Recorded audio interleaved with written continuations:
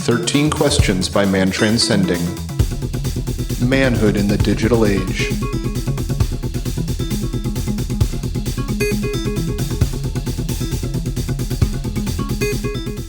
Bill, that was great. Yeah, did not disappoint. It's, perfect Thanksgiving episode, right? Even though when, the person listening to this hears this, it's going to be past Thanksgiving. It's still, a good idea to carry those feelings of gratitude, gratitude, love, compassion forward into the future. So maybe you're listening to this and I don't know, it's probably going to be January or something.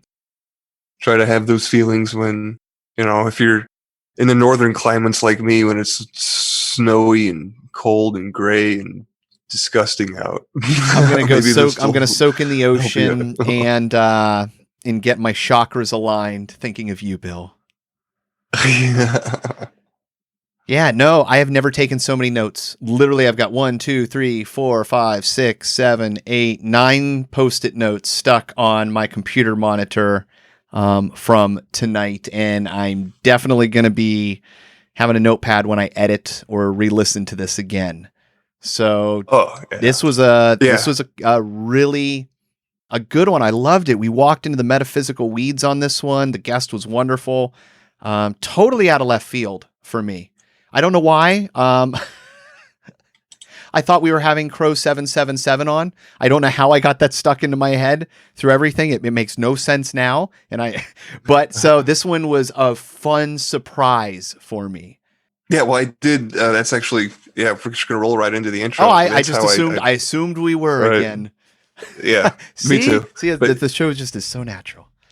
So that's how I found out about the guest. I heard him on Crow 777, and I've actually been using his products for my skin. I've got an eczema condition. I think I've talked about this on the show before. I know, Adam, you know about it, but yeah, is it helping a lot? It does. It does. If I'm consistent and it keeps up, and I keep up with it, it is really helping more than any steroid cream any dermatologist has ever given. Awesome. I'm gonna push that to a coworker of mine. Yeah, I was not expecting a grab bag. Oh, I wasn't even thinking about that. Yeah, dude, the guest is man, this was probably the easiest conversation I've ever had, especially considering these are things that I just don't talk about, not for not wanting to. It's just outside my purview of normal conversation. It's something I talk about a lot, is expanding my point of view. I use the example, who cares if the world is flat if we're living in a simulation? Any thought I get into my mind, I try to flip the 180, the other. I want to see all the angles. I want to find the one that makes me feel the best and isn't terrified of the end of the world. I am terrified of cataclysm, happening. I'm terrified of the cyclical nature that we're seeing in evidence in the timelines. And I go, okay, what's the worst that could happen? I would be a human being standing on the surface of the planet, watching something from space or the sun envelop, destroy, burn, whatever, me and everything. But for that one moment, I'm going to get the most amazing view of the destruction of an entire world. And I can feel the power in that. And so now I go, okay, should I fear it? Or should I go with what I believe, that time is irrelevant? We connect across time and experiences are super important, and embrace the now, the any moment. So we kind of really dived into that. At least I did in my mind. I don't know if it came off in the conversation, but through this episode, I was really revolving around the idea of how I can modify how I feel, the world around me, and how other people feel just by flipping my perspective, unboxing my mind, unlimiting myself, and embracing the best things that I find. Probably doesn't make sense, but it'll make sense when you listen to the episode. Yeah, I think Derek's right. This will come across differently in different ways to different people, and everybody will kind of glean, what means the most to them and affects them, in the most positive way. But yeah, Yeah, I was definitely going down those same rabbit holes in my head, in my brain, and easily could have gone on to be a 6-hour episode, and we don't even need the questions. We could have just kept on rolling. But yeah, Yep. it was a great chat. So thanks, Derek, for coming on and talking to us. Oh yeah, Derek it was a really good conversation. And he really is intuitive, whether through skill or whatever you want to put on it. He keyed on a few things that I've intuitively felt about myself without ever really, vocalizing or putting into words, but certainly made sense when he said them. So yeah, this was a fun conversation. I think this is going to be one of those episodes that is hard not to get some benefit out of. Just allow your mind to be open to any possibility, and pick the ingredient you like. If you find a chocolate chip and you want chocolate chips in your cookies, we're baking cookies, right? Take some of them chocolate chips. You find some walnuts, grab some of those walnuts, man. If you don't like snickerdoodles, that's okay, man. We don't need sugar cookie. We don't need the peanut butter. Keep that out. Yeah, it's just the whole personalizing it aspect is something that I'm starting to become more familiar. I don't know, familiar with, but more comfortable with. Mm-hmm. And that, and then the delete button that we touched on, those two concepts. Yeah, we got into a lot of ways of thinking. Obviously at the end of the day, how we structure our lives, the things that we do, it's just how we orient our thoughts. And it was really, really fun to see how those changes in thoughts can orient to physical changes in the world. The classic metaphysic reaction and causality. Yeah, I think, I don't know, the more and more deeper to go down that rabbit hole, I think, I don't know, it just seems like this time on Earth is like the most appropriate time to be thinking about these things. I guess, now is always the appropriate time, but yeah, everybody's, these ideas that time and distance are really just constructs becomes so much more interesting to think about if you're forced to stay, separated from your loved ones or whatnot. But this may be off topic for a lot of the people out there, but it does come up in this often in the conversation. I remote view for my other podcast, and I think anybody can remote view. I think everybody should try and put intention into it. Intention's a huge part of it, which I find that being very correlative to tonight's conversation. But most importantly, when you have success with it and you prove to yourself, things that nobody else can tell you, you've gained information across distance and time. And when that starts tying in with synchronicities and things that start popping up in your life, you start to understand that there is something else to this reality, that you have access to way more than you've been told. And that's really what I loved about this conversation. Whatever your reality overlay is, you can do some magic. I think Scott Adams, it was my favorite thing he's ever said, is, mantras work. Doesn't matter how they work, but try them. And once you've proved that they work, all right, well, what is that? Because there's no scientist, at least in the conventional realm, that's going to be able to say, A, it works, and B, here's the, Newton, every action has an equal and opposite reaction we can show. No, we can't. But you can prove it to yourself. And once okay, well, my thoughts can do things. Like my thoughts can give me things I shouldn't have. And so coming into this conversation with Derek tonight, with all of that already under my belt, having proved those very simple concepts, it really made this conversation not just fun, but enlightening. So yeah, I encourage anybody out there, if you haven't had those weird magical things, present themselves in your life, find them, make yourself a pair of dowsing rods and go try to see if you can't dowse. Try to do remote viewing, try to do these things. I'm rambling. Bill, save me. Do some experiments. I mean, this is like, I call them, I don't know if experiments are the right word, but you can sit here and listen to podcasts. I mean, I've done this. I'd still do this today. Like, you can sit here and listen to all this wonderful information, but until you go out and try to do that intention experiment with the water and the freezer, see how the structure changes. That's just how we move from believing in something to knowing something. I am very glad that you mentioned that, Bill. I want to give a shout out to Ephraim Palermo, who has done that. I should check up and see. It's been many years since I've looked at his research on it. But yeah, he is an amazing citizen scientist. I don't know what he calls himself, but I'm going to call him that.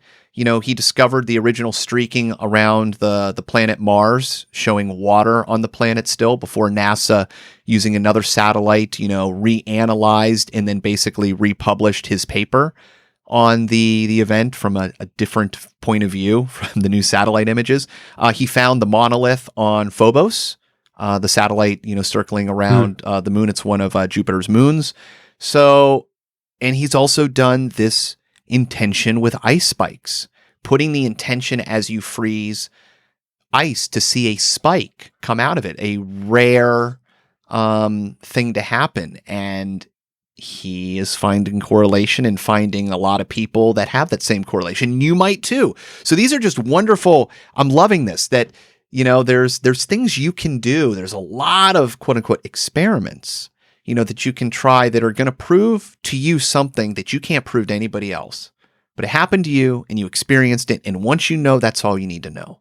Because when you know you can do it. You got the keys to the car. You can stick them in the ignition because you know where they go. You know the keys fit and you turn them. Before, you didn't know you had the keys. They were still in your pocket. You were too drunk to see. So I'm rambling in allegory. Please save me. And now, and well, I was just going to say, I mean, do these things and then come and share your experiences with us. Tell us about them. We have this wonderful free Discord chat server that is set up just for the listeners. And that's also, we just happen to keep the bonus feed there because we want you to be part of the community. So come and talk to us on Discord, and let's talk about these, if you try some of these experiments, like what happened, if you have questions or you just want to share or bounce ideas off of other people, like, I'm in there, Adam's in there, there's other people in there. So yeah, come and get on the Discord and start talking about this stuff, and maybe exchange recipes, exchange ingredients. Like we were exactly. You'll get that reference later on in the interview. Well, and I can tell you, here's my view of reality. I am open to any possibility. I think that anything is possible, and I'm not going to close my mind off. So whatever modality of thought, whatever vision, whatever story to this reality I need to create to interface with it better, that's what I'm going with. Call it woo-woo, call it anything you want. If it works, I'm going to take it and I'm going to use it, and the story is going to change. Science changes.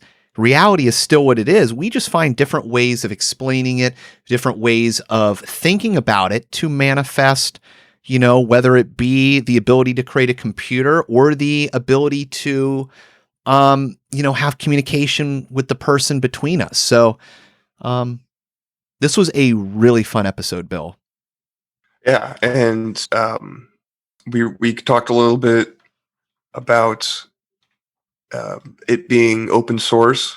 Of course, we want to continue to encourage our listeners to get involved and have conversations. That doesn't have to be these questions necessarily. You could just use these as a guideline. But if there's somebody in your life that's a role model or somebody that's passed you wisdom, then and that you want to share with the rest of the world, have this conversation with them, record it, send it in to us. We'll make it an episode, and we can, perpetuate our sharing of wisdom. And questions. If you have any questions, new questions, send them to us. This is absolutely fluid. We've got a section in the Discord. You can drop by there. Absolutely open to it. I want the show to breathe and grow. It's a living creature. It's perfect to talk about in this episode. I've got a very animistic view of the show. We're putting energy into it, and Man, I want this thing to grow and find its way, and you guys can fertilize the soil and, help rear this thing into its full potential. And I don't think there's any better way to do that than value for value model, or if we're asking for donations for support. Like this episode, my headphone cable is going out. It's being weird. So, supporting the show with monetarily does help us, even though money is not our main focus here. No, and it's the hardest thing to say, right? Because especially with an episode like this, it's a requirement for certain things. And, this is an expense. Your headphones, man, that I hate that. The good luck finding a cable that's going to last 2 years in this society. Non-existent. Yeah. Right. So but not only that, like questions, that is value. Write us in, tell us your experiences with magic in the world, the quote unquote, interfacing with the quantum, your experience with maybe trying dowsing rods. Did it work? Didn't it? I don't know, whatever it is. This is about the connection and the growth and the benefit in this show becoming more. Hop in the Discord, say hello. It sounds crazy, but those are the important things in the world. It's what can you affect around you? I can affect me and I can affect the people I speak with. And I think we've got a community ripe for growth and connection and expansion. And gosh darn it, man. I mean, I don't know. To me, that's like the most important thing that you can engage with in the world, especially now. Yeah, it's value. It has value for sure. And I mean, talk about like work and magic. Like, tell me that, sending money to, a show isn't like you have this green piece of paper. It's got all these symbols on it and there's intention behind it. And you can set that intention. It doesn't have to be evil intention from the Federal Reserve or whatever, but, just that in itself is a magical act. Like the fact that like I do this personally, like I wouldn't be asking anybody to do stuff like I'm not doing. There's podcasters out there that I support on a monthly basis. Like there is some kind of weird feeling that goes on knowing that I'm sending money, even if it is, just a few bucks every month to these people and supporting them, because there's some kind of energetic exchange. Well, I think of it like a garden. So, I have a garden, and if I want tomatoes, I got to give tomatoes water. I got to move this plant into the sun, right? I've got to make sure that I've got the proper pH content. I've got to put my nurture, my tending, my care, my intention, my thoughts, my energy to the things that matter, the plants that I want. And so it's the same way in the world. It's a fractal way of viewing it. If I want more of a particular musician, well, they've got to be able to be a musician. I need to be able to finance them so that they only make the music I want to hear. It's what I do with Arcade High. Yeah, I love supporting the guy. I'm also really selfish. I really want to hear more music, and the only way that's going to happen is by me buying his album for $60. Why would you do that? It's value for value, man. That to me is, I want you to be who you are, and I'm going to siphon off that and get back. So I don't know. Water the plants you believe in, however that is. If you need to sing to your plants, that helps them. That makes them healthy. Send us an email. We love you. Yeah. And we love you. It's a perfect segue to the gratitude segment. And man, like for Thanksgiving, it's tomorrow. We're recording this Thanksgiving Eve. I mean, what better day for a gratitude segment, right? When everybody sits around, hopefully is able to be with their family and enjoy a meal. But what particularly am I grateful for this Thanksgiving is, I guess, I don't know, I was just kind of reflecting on my day job for some reason lately. Like I'm just being grateful that I have one that's stable and continue to be there through this weird time that we're in, the pandemic and whatnot. Like, yeah, that's something that I take for granted because just becomes, I don't know, jaded. It's maybe the word I'm looking for. It's just, taken for granted. Like, it's not appreciated. So I was just taking a little bit of time to appreciate that, not everybody is able to say those things. And it kind of feel like I shouldn't, like I'm not deserving of that, but I don't know. That's where my headspace is at. No, I'm feeling you on that. I'm incredibly grateful that I have the ability to sit in this position. It's a very selfish position to sit in, I gain so much from this show, and I get to steer and go and be the listener and a driver.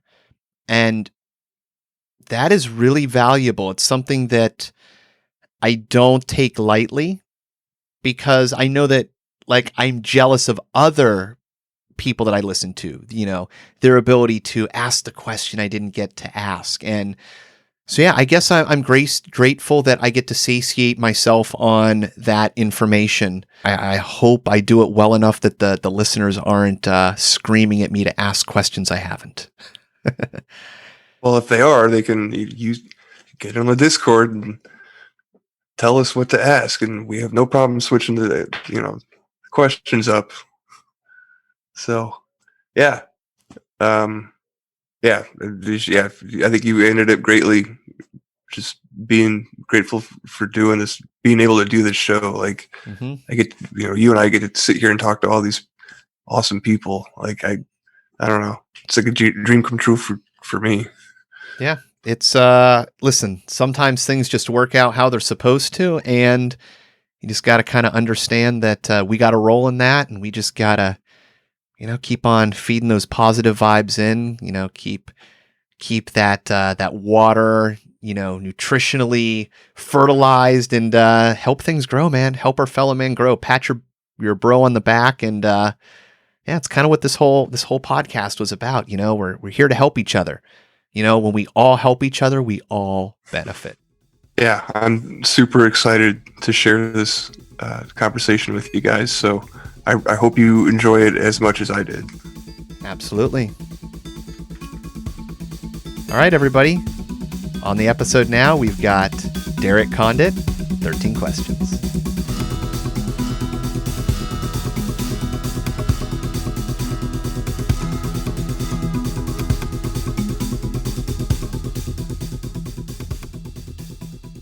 Welcome to 13 Questions. We have Derek Condit with us today. I'm super excited for this episode. Derek, welcome. Is there anything you wanted to say to the listeners about yourself before we get started? Sure. Thank you for having me. I appreciate you having me here. And I appreciate all the listeners as well. I guess I would make a comment so I'm also an organic beekeeper. So I would just always, every opportunity I can, like to emphasize that and state to people how important the bees are to us and every other living creature on the entire planet. And we're all connected. So, I just like to encourage everybody to do what they can to help save the bees and save us. Oh, I love hearing that. Yeah. Think about what you're spraying on your plants, because you're not just killing off the aphids and those other pests. You're literally impacting your food. Absolutely. And then when you're spraying those fields, of course, it's getting on your food, getting into you and affecting you as well. So it all matters. Absolutely. All right. Well, let's get right into it. Question number 1. Derek, what was the best advice ever given to you, and would you modify it at all today? Yeah, I found that as a very interesting question, and I actually pondered it for quite a while. So, what I ended up, and I ran it through my head a couple of times, just trying to really clue in on what I felt was important. And what I remembered was to the effect of always ask why, and don't just believe something, understand it. And that's a deep response on that from my perspective, meaning, don't just drink the Kool-Aid, analyze it, look into it, realize it. So this advice was given to me years ago by a friend who had gone through what I can only call an extreme personal challenge or test during their life. And it was in regards to their belief system. So when they were talking to me about this, they had found that everything they had learned up until that point was completely opposite and could be flipped on its head. And so when we were having this discussion, what I took from it and have since realized and integrated into my own life is just that again, always question or ask why, don't just believe, try and understand it, and then you get a larger perspective.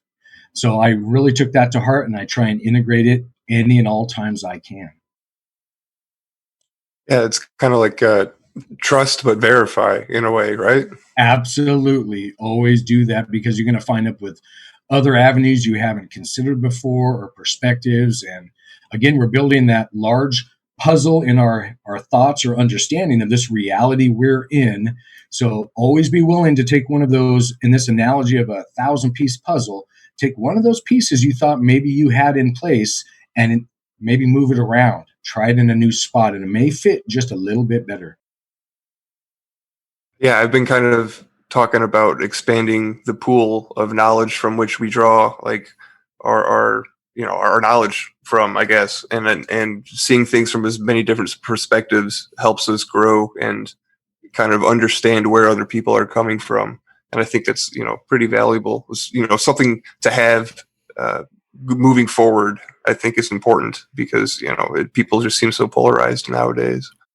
No, absolutely. And then the only modification that maybe I would add to that is again, be willing to change your mind as your understandings expand. And always know there's always more to learn. No matter what we think we know, there's another part or piece. And again, that one part or piece can change your entire puzzle or perspective of your reality.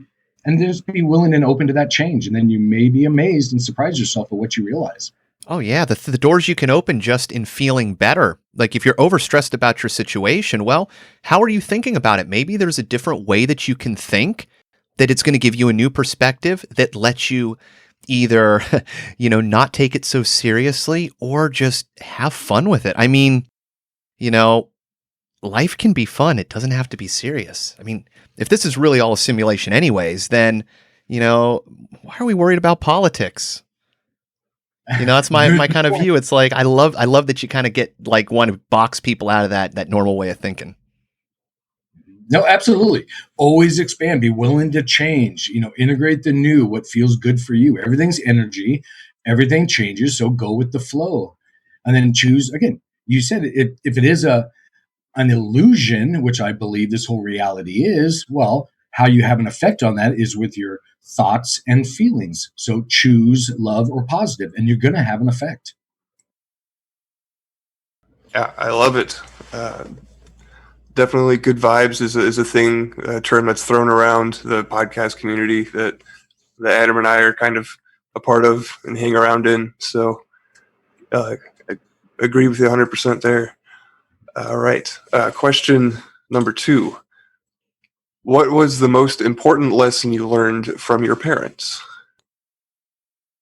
That was an interesting question because I'd have to say the most important lesson that I had learned from my parents is that not only family matters, but each and every one of us, because we are all family, we're all connected, and you can refer to that on the quantum level, but I like just think energy level. And because we are all connected, our feelings and thoughts matter because we're sharing this planet. So it makes sense every day for each of us to try and make this a better place. So continue to learn, continue to grow as individuals, and then we grow as a global family as well. So it was the lesson from my parents, part of my physical, the 3D family, that taught me that the greater spiritual family of us all is just as important and can matter even more so.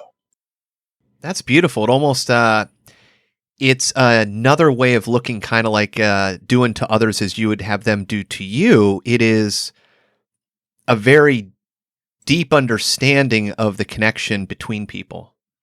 That's a gift to be given at a young age. Not many people get that. That's a great point. And knowing that, and hopefully we all share that kind of information with each other so we can all expand, but then not just knowing it, but integrating it and using it, because this universe, of course, is an energy universe. Like attracts like. Well, why not put out love, and then guess what you're going to get back towards you? You're going to get love, and then we can all benefit knowing that. So again, energy universe, you're going to get back what you receive, or receive what you put out. So put out the best, and that's what you'll receive. Kind of like the law of attraction, right? And I like the aspect that you brought up. As we grow as individuals, that translates into growing as a group.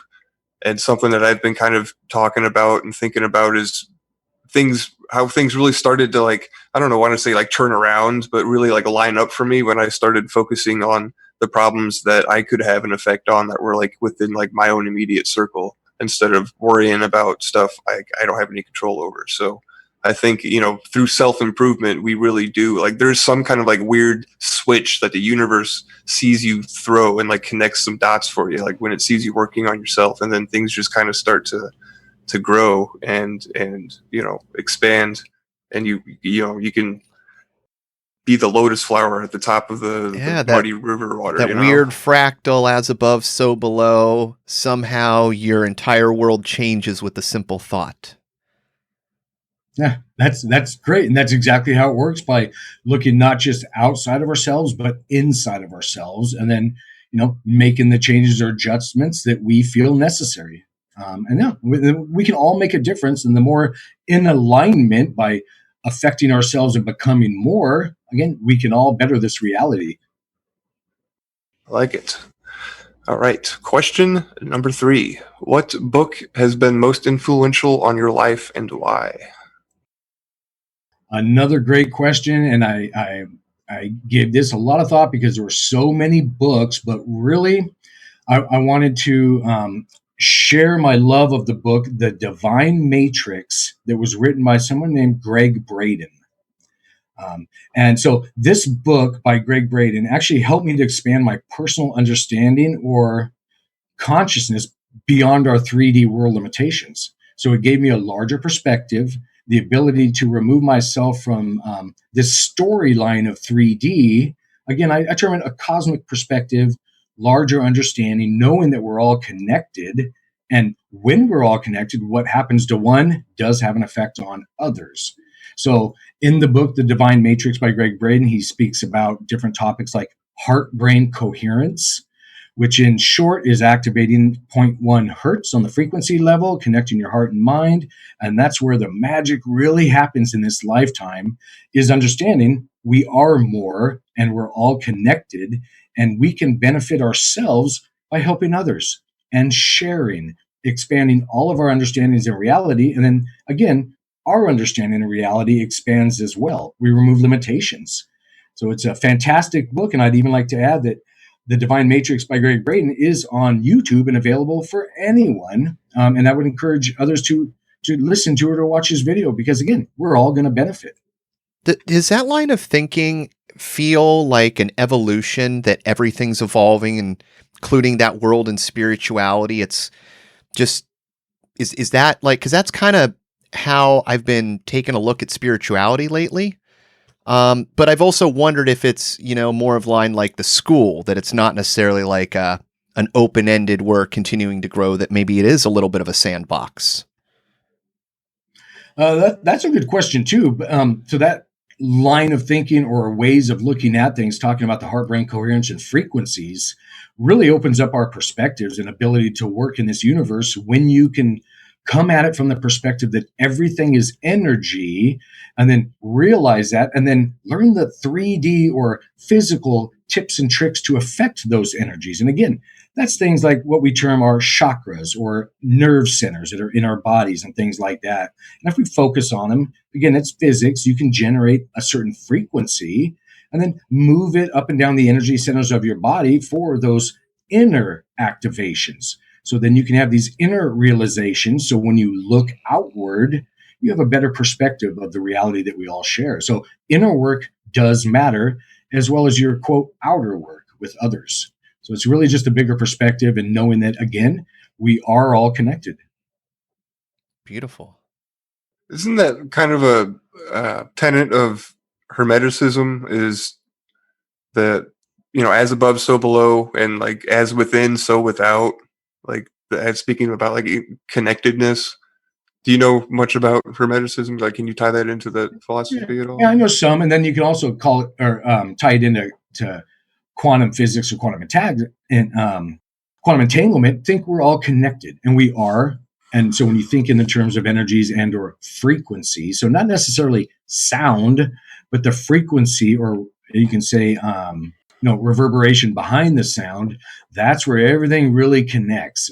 So knowing that when we generate these same feelings with our hearts, and it is a frequency, an actual a toroidal or donut-like shaped energy that surrounds our organs and especially our heart. Well, knowing that, you can generate a frequency with that. So your thoughts matter, not just your words or your actions. There's an actual frequency behind our thoughts. And that is the part that connects us all, regardless of where we're at, not just on this planet. It can be anywhere in this universe. It makes no difference. Have the imagination or understanding, and then the feeling, and you're going to have an effect. And again, we are all connected under what, again, you can call quantum entanglement. So do you think that this whole like social distancing and like 6 foot away rule that is trying to be like imposed, I guess, like has anything to do with, because I know, because quantum physics makes it seem like, everything's instantaneous, which like I believe it is, but isn't there some kind of correlation to like physical distance between biofields? Like, I don't know if you have any speculation on that or whatever. I do, and I have some insight in that, using different modalities from my understanding in 3D schooling to intuition. So what I can tell you on that, as far as, because you brought up the social distancing and the world we find ourselves in today. So physical distance only matters if you believe it does. But now bringing it back to the social distancing, what really has an effect is the things like masks that we're wearing that actually slow down what's called the orgone flow around us, our energy flows. So breathing through what often, and unfortunately all too often, are GMO masks, or masks that are treated with different fluorides and chemicals and different things. Well, when we're covering our mouth or our energy center, one of them, well, that energy or orgone is actually moving through that mask and is being limited. So that's something that I would suggest that we be aware of in this reality we find ourselves, that some of these, even though they're physical aspects, like a mask I'm talking about, they can have an effect. But I can also give you an add-on or a way to affect even that 3D mask. And what we've done is sprays like colloidal silver. So you can actually take silver particles in a water mixture, they call it colloidal silver, spray masks. And what that does is move the orgone or living energy flow around you. So there's lots of things happening here. We can go into what I'll jokingly call the woohoo realms at any time, but it is all energy. No, but that just makes sense. I mean, that's the beautiful thing about colloidal, is it's highly conductive for electricity. So that makes sense that if it has some sort of conductive, and that's what I've always thought about orgone energy, is that it's on this line of it's organic or not organic. And then there's, organic insulators. And I'm like, okay, well, this seems like something that's maybe, if it's not tied into a magnetic field, it's on some principle, some wave or frequency. And that makes a lot of sense. Now I understand. I always thought the spraying of the colloidal for clothing was used as an antimicrobial in that sense, but I never thought of it from an energy standpoint. That's fascinating. It does. So the antimicrobial, antibacterial, antifungus aspects of colloidal silver on masks and different things is legit on the 3D. But again, silver has actually a living energy or frequency to it. So it's a biocompatible energy. So having this, so yes, you can actually drink colloidal silver. You can apply it topically to wounds and burns and things like that. But on the frequency level within our biofield or aura, as we often call it, well, it's a living or loving frequency. And I'm still talking about silver particles. So having those in your environment, be it on a piece of jewelry or colloidal silver form internally, all will move that orgone flow in a biocompatible frequency for you as a specific individual. So every person doesn't need the exact same recipe of frequencies. We're all unique individuals, so they all get modified a little bit. So generating what we would call a loving feeling around your heart chakra while holding, let's say, a bottle of colloidal silver before you use it, you're now syncing that silver to be biocompatible with your energy center. So when you use it, drink it, spray it on an item, it's going to be in alignment with you. So that's even some of the, again, jokingly, what I call woohoo add-ons that you can do to colloidal silver or with it. And what do? Do you just like hold it and put intention of what you're going to do for a few moments? Great question. That's exactly what you do. You hold it in your, again, what I call your biofield or aura. They call it chi, prana, lots of things, but literally hold it in your hand. And then what I can only term as a welling up sensation around your chest, a loving feeling, that energy you feel just before maybe the tear up point or something like that. They'll often, again, call that a loving energy. Just have that feeling or energy, and then the thought that you want it aligned with you. It's just a thought. There's no set words to say. You don't have to knock on wood before it happens or any other modality that's maybe been taught out there. It's just a feeling or intent. Those two things combined with the 3D object will align it. And this can be not just a jar of colloidal silver. It can be a cup of water, a soda pop, a steak, or even a vegan salad. And I'm kind of going all over the place to emphasize it doesn't matter. If that item is going to enter your biofield or body, meaning sprayed on you or even consumed, it would be best to generate a loving energy around it. That's that 0.1 hertz I was talking about. And what it does is, you can call it, think of it as etheric stem cells, maybe. It adjusts that item in alignment with your energy field. And it's called structured water or structured colloidal silver. There's lots of names for it, but it's a more biocompatible state for you as an individual if you literally just think love into it. Very cool. Definitely going to implement that in my life. Yeah, so this just kind of makes me think that there's got to be something behind the whole, like why we say like thanks before eating food or praying over food, like bless, like holy water, blessing water. You know, I can actually add on to that. So that's a great comment too, Bill, because these are scientific studies, not me in my garage doing this, writing them down on paper. So scientific studies have actually been done. Again, if you have it doesn't matter if it's a big steak or let's say you're vegan or vegetarian and you have a salad in front of you. If you take the time to say, I love you, and it could be inside of your head, think telepathy, because it's all frequency, not sound. Take that time.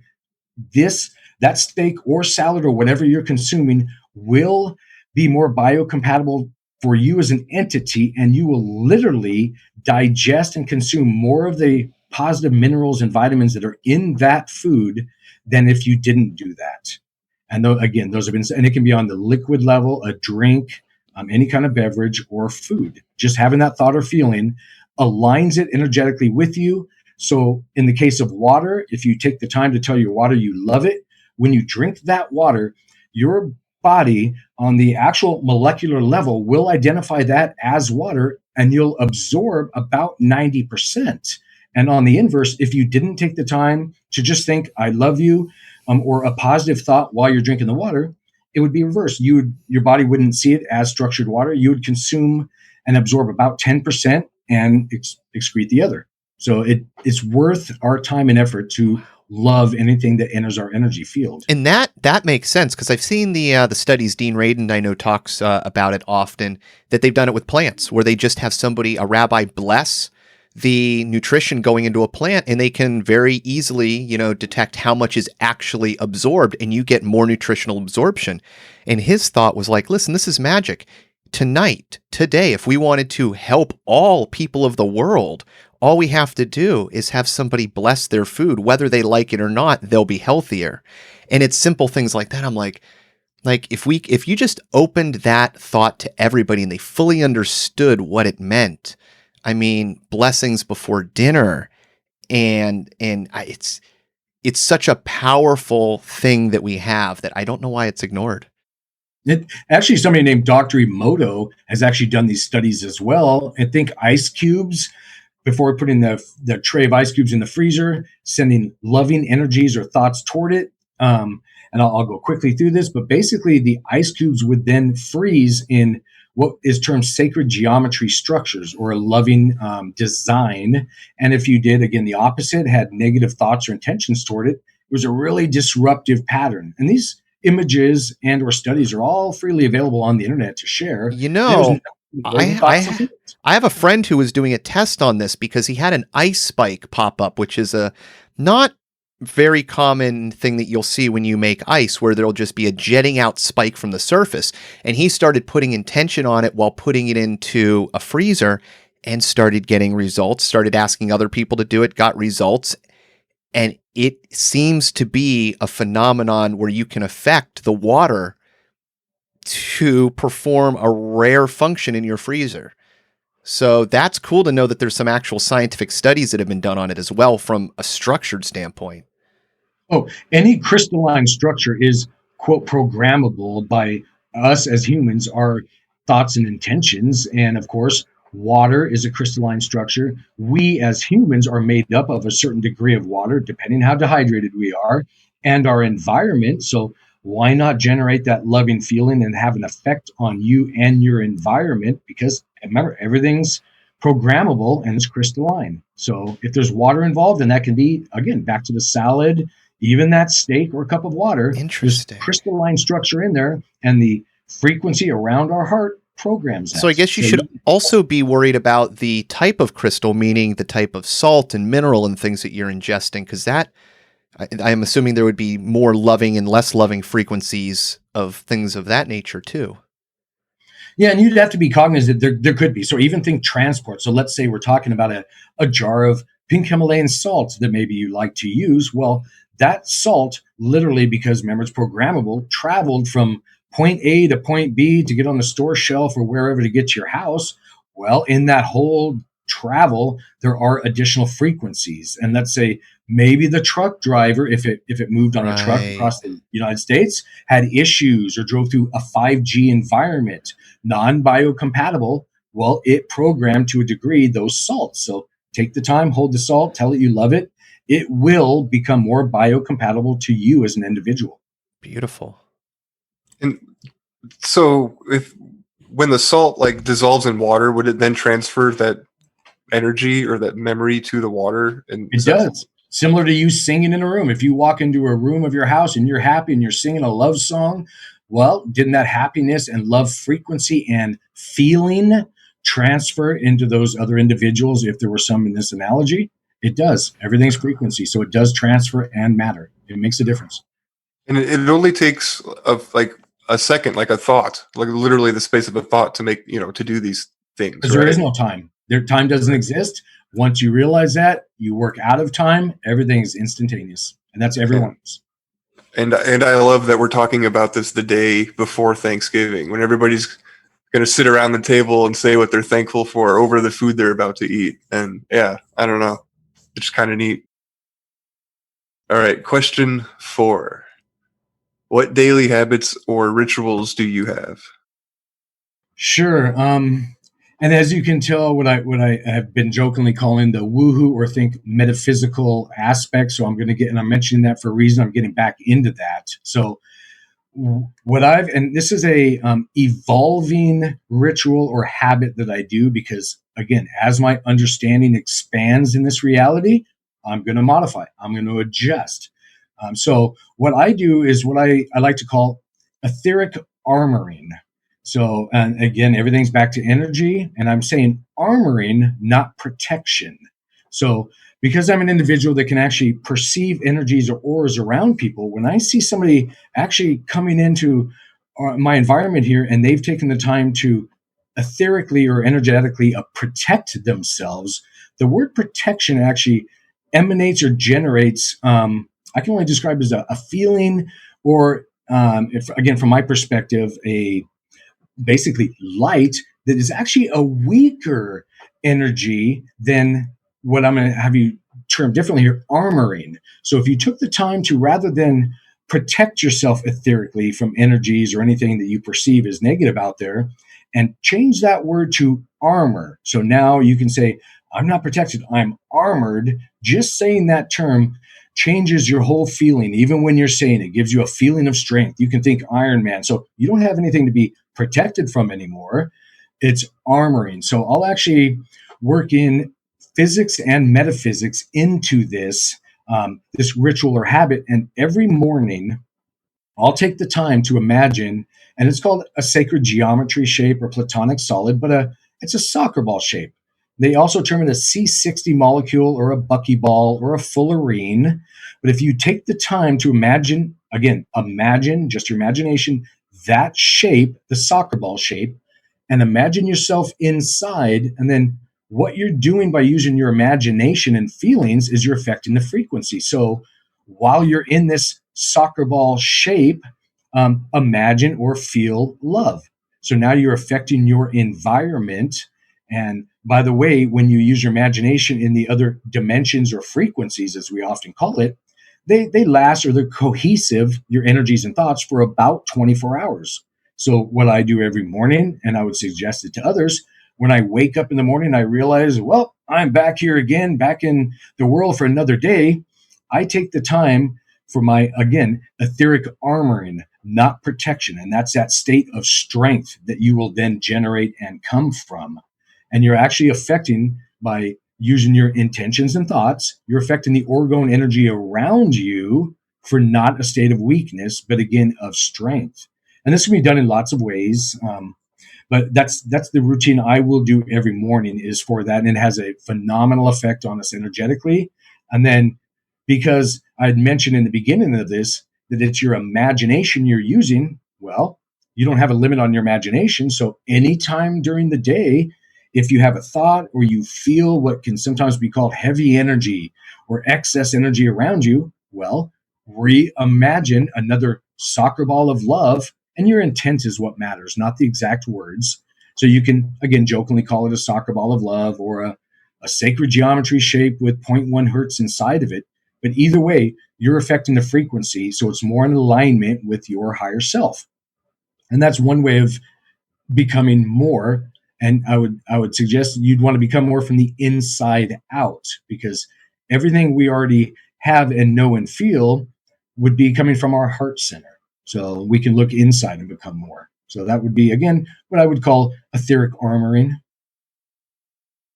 Yeah, that's awesome. I go to an energy worker too, and she was kind of talking about etheric armoring and how, especially people that are more, I don't know, open to other people's energies, more empathic, and how that's kind of like an important thing for them to do, just to be able to kind of distinguish like what energy is theirs and what energy is kind of coming at them from the world energy, I guess.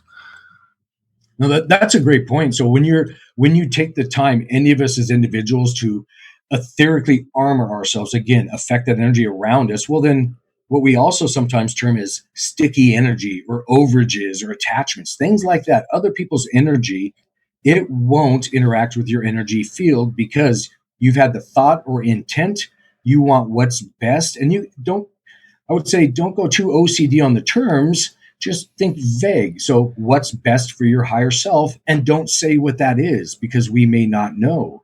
That way it's more open-ended and you're not limiting yourself. Or if you're aware of your spiritual connections, sometimes they're called spirit guides or others, well, then you're not putting limitations on them either. Yeah, I think what you're kind of getting at, or at least what I'm catching here that I'm loving, is you don't want to define things, but what you're really doing is, look, if, mantras work, right? So our thoughts affect reality. These are visualizations and using words to frame your mind in a way to do the function. So it's kind of like figuring out where the levers are or where you need to put the sprockets to make the energy shift in the right way. Because this is all visual, we're just this manifestation in this meat suit. So so I like that the visualizations of the chakra is just a way for your mind to align itself to do the placebo, right? It doesn't matter that it's a lie. It's that your mind is in that state, and then the magic happens, whether it's the drug or it's the thought. Or maybe it doesn't matter. They could be the same. That's a great mind perspective, man. I was taking notes. I don't know if you noticed. No, that's great. And we can all learn from each other. So add on, think of that as a recipe. And well, maybe you want to add on and, expand the recipe. So any other thoughts or aspects you can add to that for yourself, be willing to do, always be willing to change. Look at it from another angle or perspective. And that etheric armoring will make a huge difference on your daily life if you take the time to do it every single day. And I do take the time every morning to have an effect. Now, is there a specific visualization that you do, or is it more of just the thought and then that happens, kind of like the blessing? No, that's a great question. So actually in this universe, the way to actually make something, I'm going to throw up some air quotes here, manifest, in the recipe for that would be, I'm going to be literal, using your imagination to visualize what you want in your head. That's only part of it though. So imagine whatever that is, and then the kicker is generate a feeling or emotion, and that's what will actually generate that thought or intention to manifest in the 3D or physical.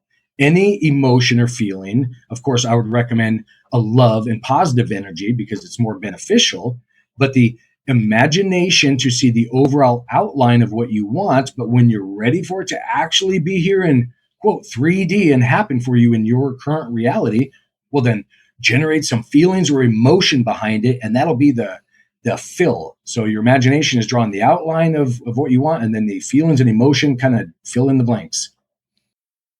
Awesome. Yeah, I'm definitely going to try that. Make that part of my morning routine if I can remember to do it, and be keep creative. myself accountable. Yeah, and don't limit yourself. Be creative. So it doesn't matter if you're looking for whatever your next meal, or a new place to live, or whatever it is, whatever you want. Again, that recipe, and it's just one of many ways or recipes of making things manifest in this reality. But with the positive, have yourself, again, etherically armored, so you're in that loving environment. So anything not in alignment with you isn't around you, and then start manifesting, thinking about it, generating the feeling, and you're going to amaze yourself. It's going to happen. And we can all do it. And there's no excuse not to, that everybody's sitting around in their homes, right?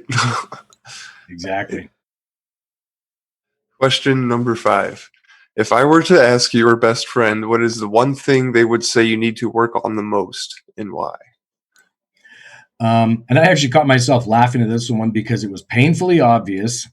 And I'm going to say that without a doubt, I would have to say it's going to be my patience or lack of. Someone like me, I tend to go what can easily be termed 100 miles an hour in this life because I have things to do, places to go, understandings to rework out. So I often catch myself, sometimes literally stumbling in the 3D because I'm trying to get from A to B to make whatever it is I'm working on happen. But I do find that to do the inner work, to learn from my lack of patience is the term. So start telling myself I am a patient individual. So start getting that energy around me, repeating it, and then implementing it, acting like it, slowing myself down, even if it's intentional, within my own thoughts if I have to, so that you realize, or in my case, I realize I am a more patient person. So it's pretty unsustainable here for somebody like me to go in that what I termed 100 miles an hour in my thoughts in reality. So again, everybody from my outside perspectives would say patience would be his biggest issue, and it's a continually learned lesson for myself day to day, and I'm working on that. Yeah, I found personally, because I don't know, I think I'm kind of a person that has a lot of nervous energy, so always on the go, like wanting to get things done quickly. But my experience after wearing the shungite that I got from your store is like that really slowed it down. And I don't know, ever since then, it's been more like island time than like hurry up and get in line time. I don't know. That's just my personal. No, that's a experience great with point. patience. Yeah. No, that's awesome, Bill, because shungite does just that. It removes what I've been terming as excess or overage energies. I didn't say they were negative. They just would have been excess or overage for us as an individual. So when you wear something like shungite or have it around your environment, it actually has an electron exchange here in the 3D, removing those, and how we perceive it on the other frequencies around us. It's a calming feeling or a grounding or earthing effect, similar to hugging a tree. I know that may sound crazy to some people out there, but probably not most of your listeners. It matters, and that's science as well. Literally, hugging a tree or putting your bare feet in the sand or around moving water, there's an actual electron exchange which will biocompatibly align you with your environment, and you're going to have healings. You're going to have pain go away, all sorts of things. Interesting. I'm loving this new frequency aspect. I'm even thinking, like, now you got me thinking of shungite almost like a capacitor, that it's got this kind of, ability. There's a certain type of energy that it's able to pop in, and it's an emotional type of tie-in. Does that also like maybe absorb like some of the other frequencies, like a 5G or other narrow band or radio wave type thing? I'm thinking like the high frequency radars or things. Can it help like absorb those things in your environment too? Well, what shungite does with the harmful frequencies, it can be from EMF frequencies, electromagnetic. That's the word I'm looking for. Yep. Or your Wi-Fi router, your cell phone, or the new 5G towers going up. Shungite won't absorb anything. It attenuates. Oh, okay. So it has an effect, exactly. And wording makes a big difference here. So it attenuates or has an effect, so it makes it more biocompatible for the entity around it. So if I'm wearing a shungite necklace or bracelet, or I have a shungite sticker that we make on your cell phone, it's not going to block the reception of your phone. You can't put a 3D EMF meter up to it and see any change because it's not blocking anything. It's having an effect. It's making it more biocompatible or less harmful for you as an individual. So kind of like a shock absorber on a car. You could run straight on a vehicle, but you're going to blast your back apart. But if you got shocks, the energy's still there, but you can ride within the wave. I like that. That's very cool. I'm starting to understand crystals a little more, at least in the being able to visualize on a scientific level how they could function. That's really cool. All science. You just nailed it, Adam. It's your intent or thoughts, because what the scientists will tell you and physicists is there's a visual spectrum us as humans perceive, and just imagine a line in front of you, and just the slightest bit, they'll say, well, that's your visual spectrum, and everything off to the left or right is either microwaves or infrared. Well, your visual spectrum is a very small part of your reality. Yeah. And how you have an effect on the other 90% are your thoughts and feelings. And that's just not metaphysics, that's physics. You just have to know it, have the thought or intent, and you're going to affect your reality. So the other parts of the spectrum, like infrared, like what kind, is there like a certain feeling that would coincide with like that area of the spectrum? Like, there is. Is that how that works? Yeah, it does. So our bodies, think of them as your bioantenna. We're a radio, think human, we're an antenna. You can call your chakras or nerve centers your dials. That's why when we work on our, quote, chakras or nerve centers on the 3D, they're called, well, we tune our biocompatible radio to other frequencies or dimensions, and then you get more input. So there's different ways of looking at it. But again, your thoughts and feelings are a huge portion of the channels or signals we receive as entities. Wow. Yeah.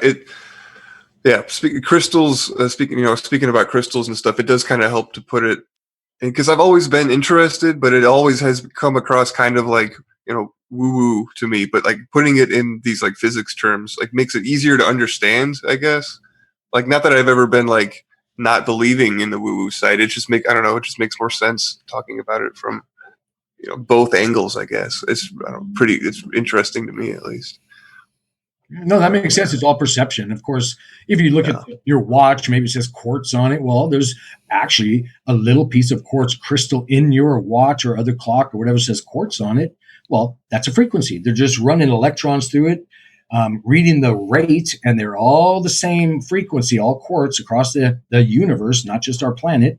So that's how they can sync different things. There's even, think quartz caverns on the East Coast, and this is kind of off topic here, but when there's an earthquake, because of the piezoelectricity or the piezoelectric aspect of quartz, so if you put pressure on a quartz crystal, they'll actually glow. They will generate photons, light particles, from inside of them. So when there's earthquakes and whole caverns of crystal move or get put under pressure, well, that affects the environment above us. And a little hint, near what they call the Bermuda Triangle area, there's a lot of quartz caverns underground, and we have a lot of earthquakes. So think adjustments of energy or frequency. They affect us not in the, again, woohoo realms or dimensions, but in the physical ones as well. We just solved the mystery of the Bermuda Triangle then, right? Is that what just happened?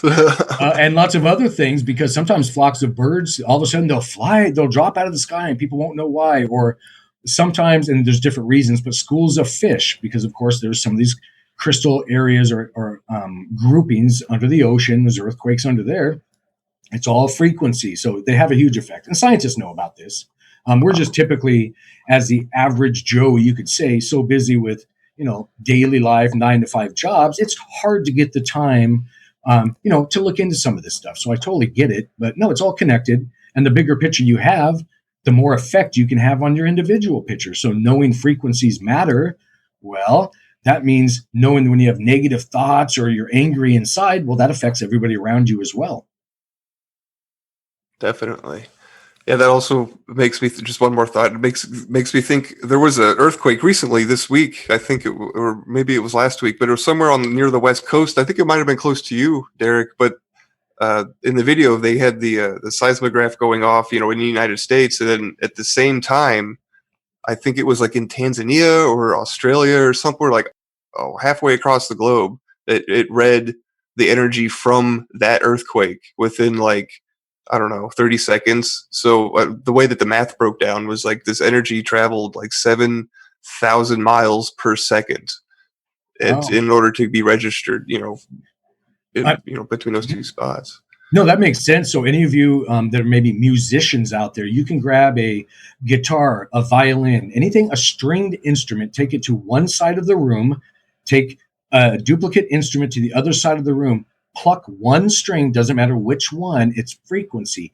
That same string on the other guitar or violin or whatever instrument you have will start reverberating on the other side of the room without touching it. It's all frequency, and you're not seeing any waves going through the air when you pluck the guitar string, but go stand or have your buddy stand next to that other guitar, and they're going to have a shock and awe moment.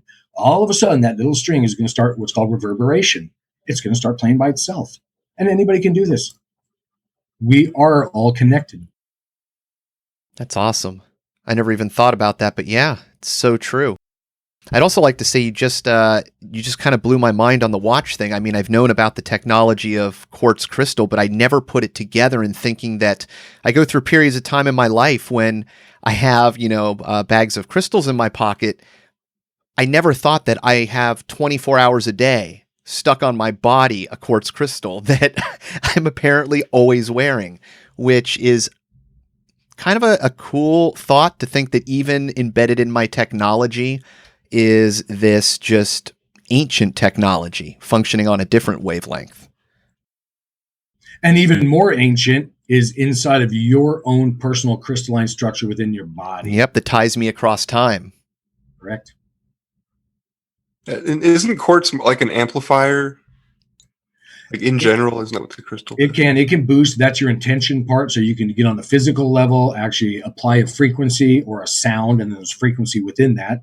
Use your intention, and then yes, you can amplify it in what they call dimensions or other realms anywhere and instantaneously. So it definitely does that. It just, again, it's a tool. We're talking about not just a quartz crystal, but any crystalline structure. Mm-hmm. And that can include a glass of water. It doesn't have to be a pretty quartz crystal from your local rock shop.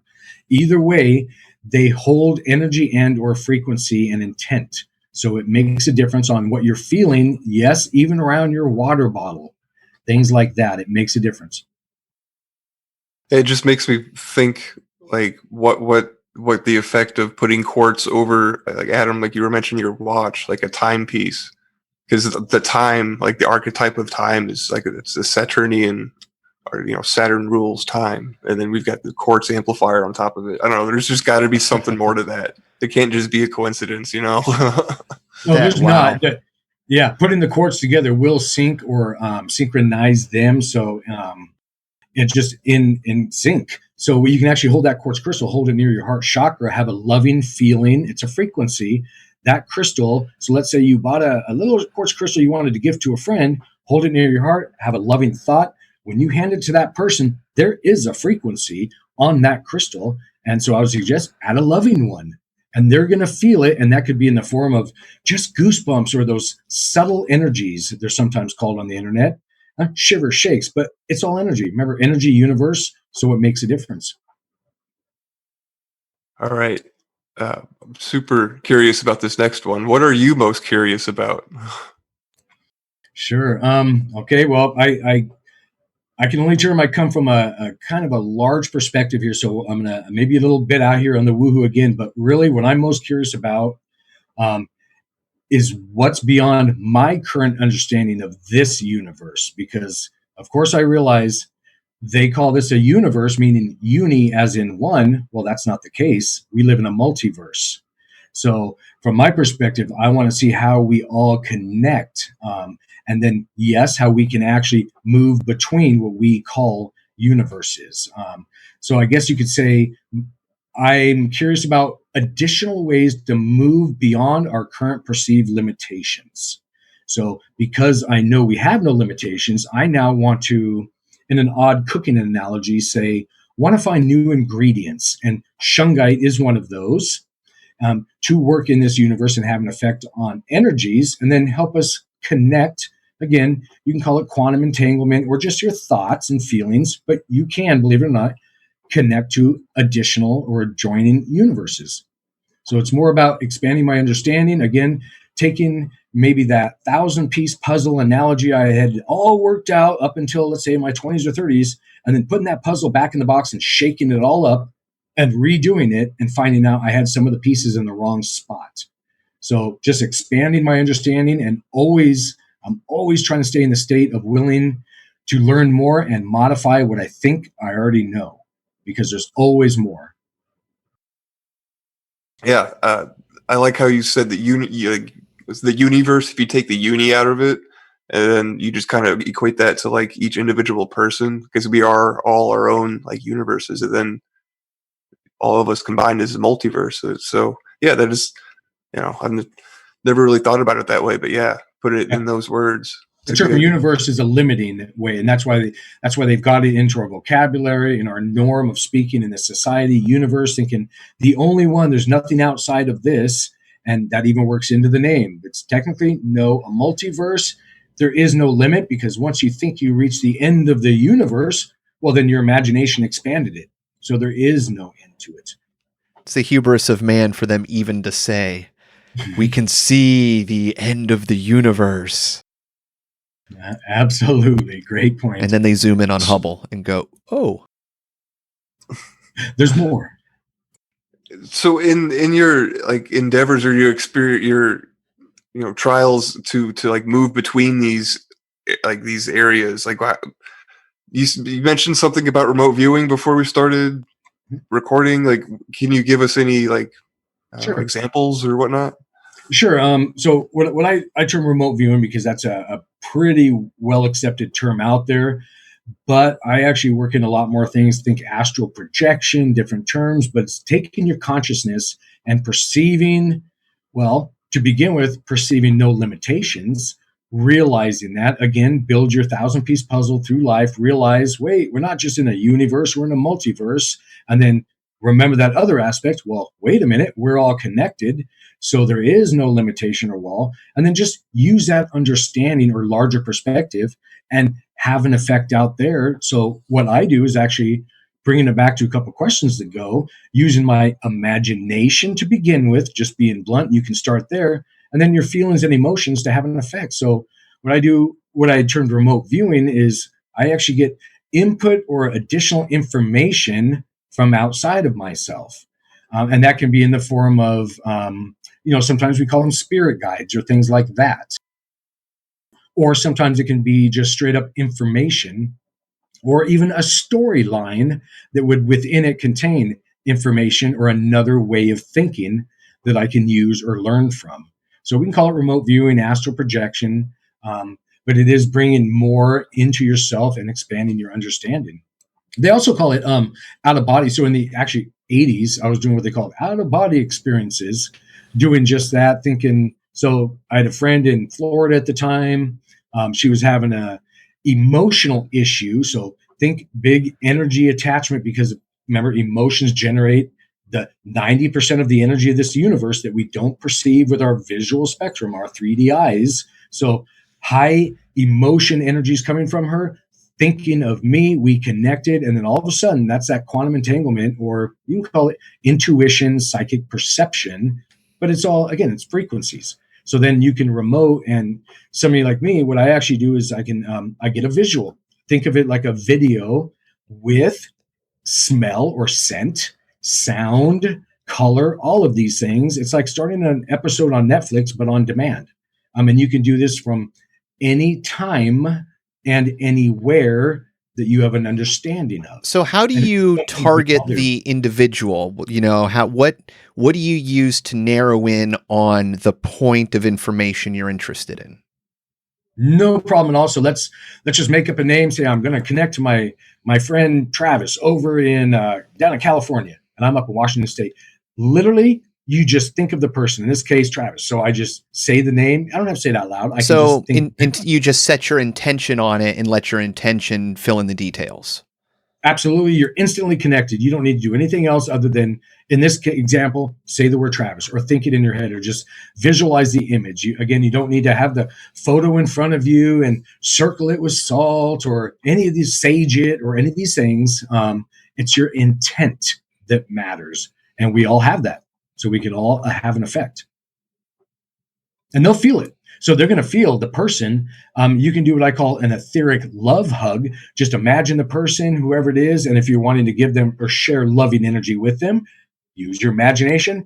Feel it, and use your emotions to feel it. Know that you're giving them that, quote, love hug. And then that other person on the receiving end, and they won't, let's say you didn't tell them what you were about to do, they're going to look around. They're going to feel those, again, subtle energies or sensations around them. And they're going to really be happy about it because, again, you shared love with them, and that's a beneficial energy. It's a gift. It's a beautiful gift to give people. That's awesome. Yeah. I don't know. Whenever I think of like remote viewing or astral travel, I always think like I have to be asleep to do it. Like, I don't know why. Like, is there any like dream state? Like, is it more beneficial to try to do stuff like that when your body is like sleeping, but your mind is still awake? Or is that even possible? Like, what do you know about that? No, sure. And they would call that, so if you're conscious, sometimes they call it out of body experience or remote viewing. If you're unconscious, you're in your dream state, think astral body, they'll call it astral projection. So I'm a blunt guy, so I'll just be blunt. Every one of us does it to one degree or another. We leave our physical body or form. It's just a vehicle. We're an energy being having a physical experience. We are not our bodies. So when we go to sleep, park your car, your body goes to bed. We leave astrally or in spirit form, etheric form, because we are an energy body or being, and you're going out and doing things. You're interacting with other entities, individuals, learning lessons. And when it's time to come back and jump back in your vehicle or body, as I'm calling it here in the 3D, well, then you wake up, and because we're down here for lessons to be learned to one degree or another, we often don't remember what we did in astral form. So that's a whole nother level of reality or experience that we're having, as you can term more of your higher self, because the physical aspect is so limiting down here. We're really restrained, and often we don't have access to our what we call higher chakras or understanding. So we're limited. We're perceiving through our five senses, sight, taste, touch, sound, rather than our intuition or our gut instincts, our different chakras. So expanding our understanding of this reality, you can then stop experiencing just by your five senses.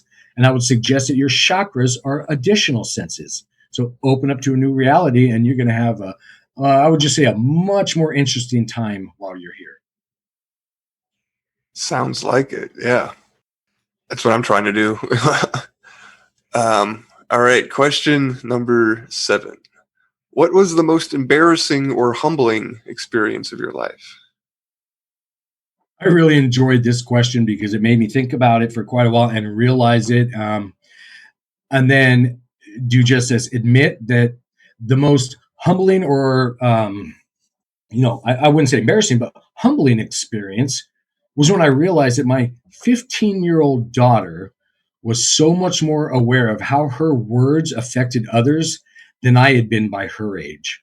So she is so far above, and not just her, but others like her and these new generations coming up. They're so much more aware and in sync and understand these terms that we're talking about feelings, intention, frequency, and things like that.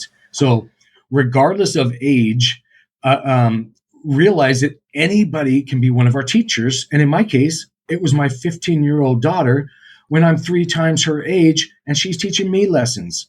So that was I was appreciative of the humbling experience, and that opens me up to more. And then I realized, well, it doesn't mean just a 15-year-old. Maybe it's going to be a 10-year-old the next time. We're all teachers and learners in this reality. So if we're open to it, we can all expand. Well said. Well said. Yeah, I think that's awesome how, at 15, realizing that, the effects of language on those around us. Because, I don't know, it just seems like kids are mean, So just to be aware about that at that young of an age. Yeah, words actually matter. So even in if we're anxious or upset, it makes a difference because, again, we've been talking about it for now a while. Frequency matters. Mm-hmm. So, and that's the energy behind the frequency is your thoughts and feelings. So again, those do make a difference. And she just really opened up my world. So knowing that if I'm in my, let's say, living room having thoughts, because maybe I had a rough day, it would behoove me to have those thoughts more positive than negative, because it affects not only me, but again, as we talked about quantum entanglement, those others I'm thinking about. Man, it's the weirdest part about reality that I experience. I know mantras work, yet I don't utilize them enough, and I find myself cursing or damning myself about situations like F me, damn this, and then I'm like, well, I just said that 5 times in a row in my head without even thinking about it. Of course this is going to happen. Like, I'm inviting it. Oh, yeah. No, that's exactly how it works. So an example for me is I live, probably an hour and a half away from the store I work at. So let's say I have an individual that in traffic cuts me off in traffic, which all too often not happens. So I better catch myself in those moments before I start the name calling or the anxiety or whatever. And to be totally honest, I don't catch myself every time. Sometimes I'm a couple minutes into the thoughts before I think, well, wait a minute, hero. You need to catch yourself and tone it back. Well, when you do find yourself, just think in your head, well, I revoke any negative intentions or frequencies that I put out. So you can take back any negative energies or frequencies. So there's always a save button. Yeah. I like to think of it sometimes. What I'll do to redirect my energy is I'll do the comedian route, where I'll still like say the mean things, but with zero intent and only because I think it's funny in my own head. So at least I'm getting it out without the actual getting angry. It's like kind of the, I'm writing my own movie in my head. So I'm just going to enjoy that script instead of worrying about the other person. I don't know if that's actually beneficial to reality, but it makes me feel better. Well, if it makes you feel better, then it affects your reality in a positive way. So, that's a good way to put it. I kind of like that because it falls really into the frequency of things. What's right and wrong, you kind of understand it. What makes you feel good and feels right probably is. Nope, that's a great point. It is. And everything is unique. So your perspective matters. What's positive or negative to you may not be the same perception to another. How could it? We're all different balances of energy. It's kind of cool, right? I mean, it means that like you're unique, but that uniqueness is incredibly unique and has a valid place, a valid, well, you said it, piece of the puzzle, right? You're a spectrum that exists only where you are. So you're kind of needed to affect that environment.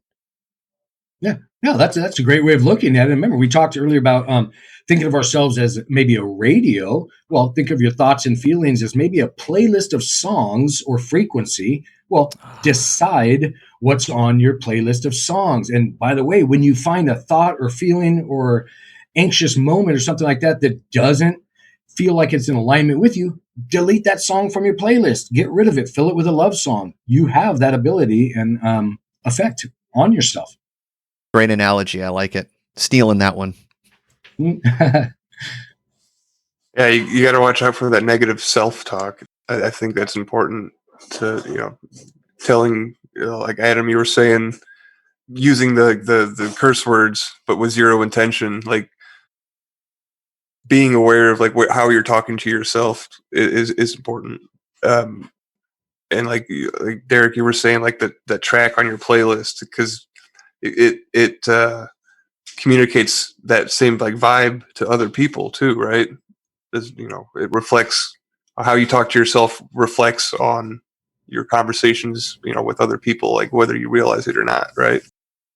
No, absolutely does. But remember, you are in charge. You have a delete button. So if you find a thought or feeling or anxious moment around your energy, just use your intention, delete it, get it gone, fill it with love. You can think etheric orgone or loving energy. But again, you don't have to play a song because you're in charge of the playlist. Skip it, delete it, remove it. Have your intent have an effect on your reality. It's good to know that delete button is there. I think sometimes I forget that it exists. It's nice to have that reminder. All right. Question 8. What is your greatest fear and how did you overcome it?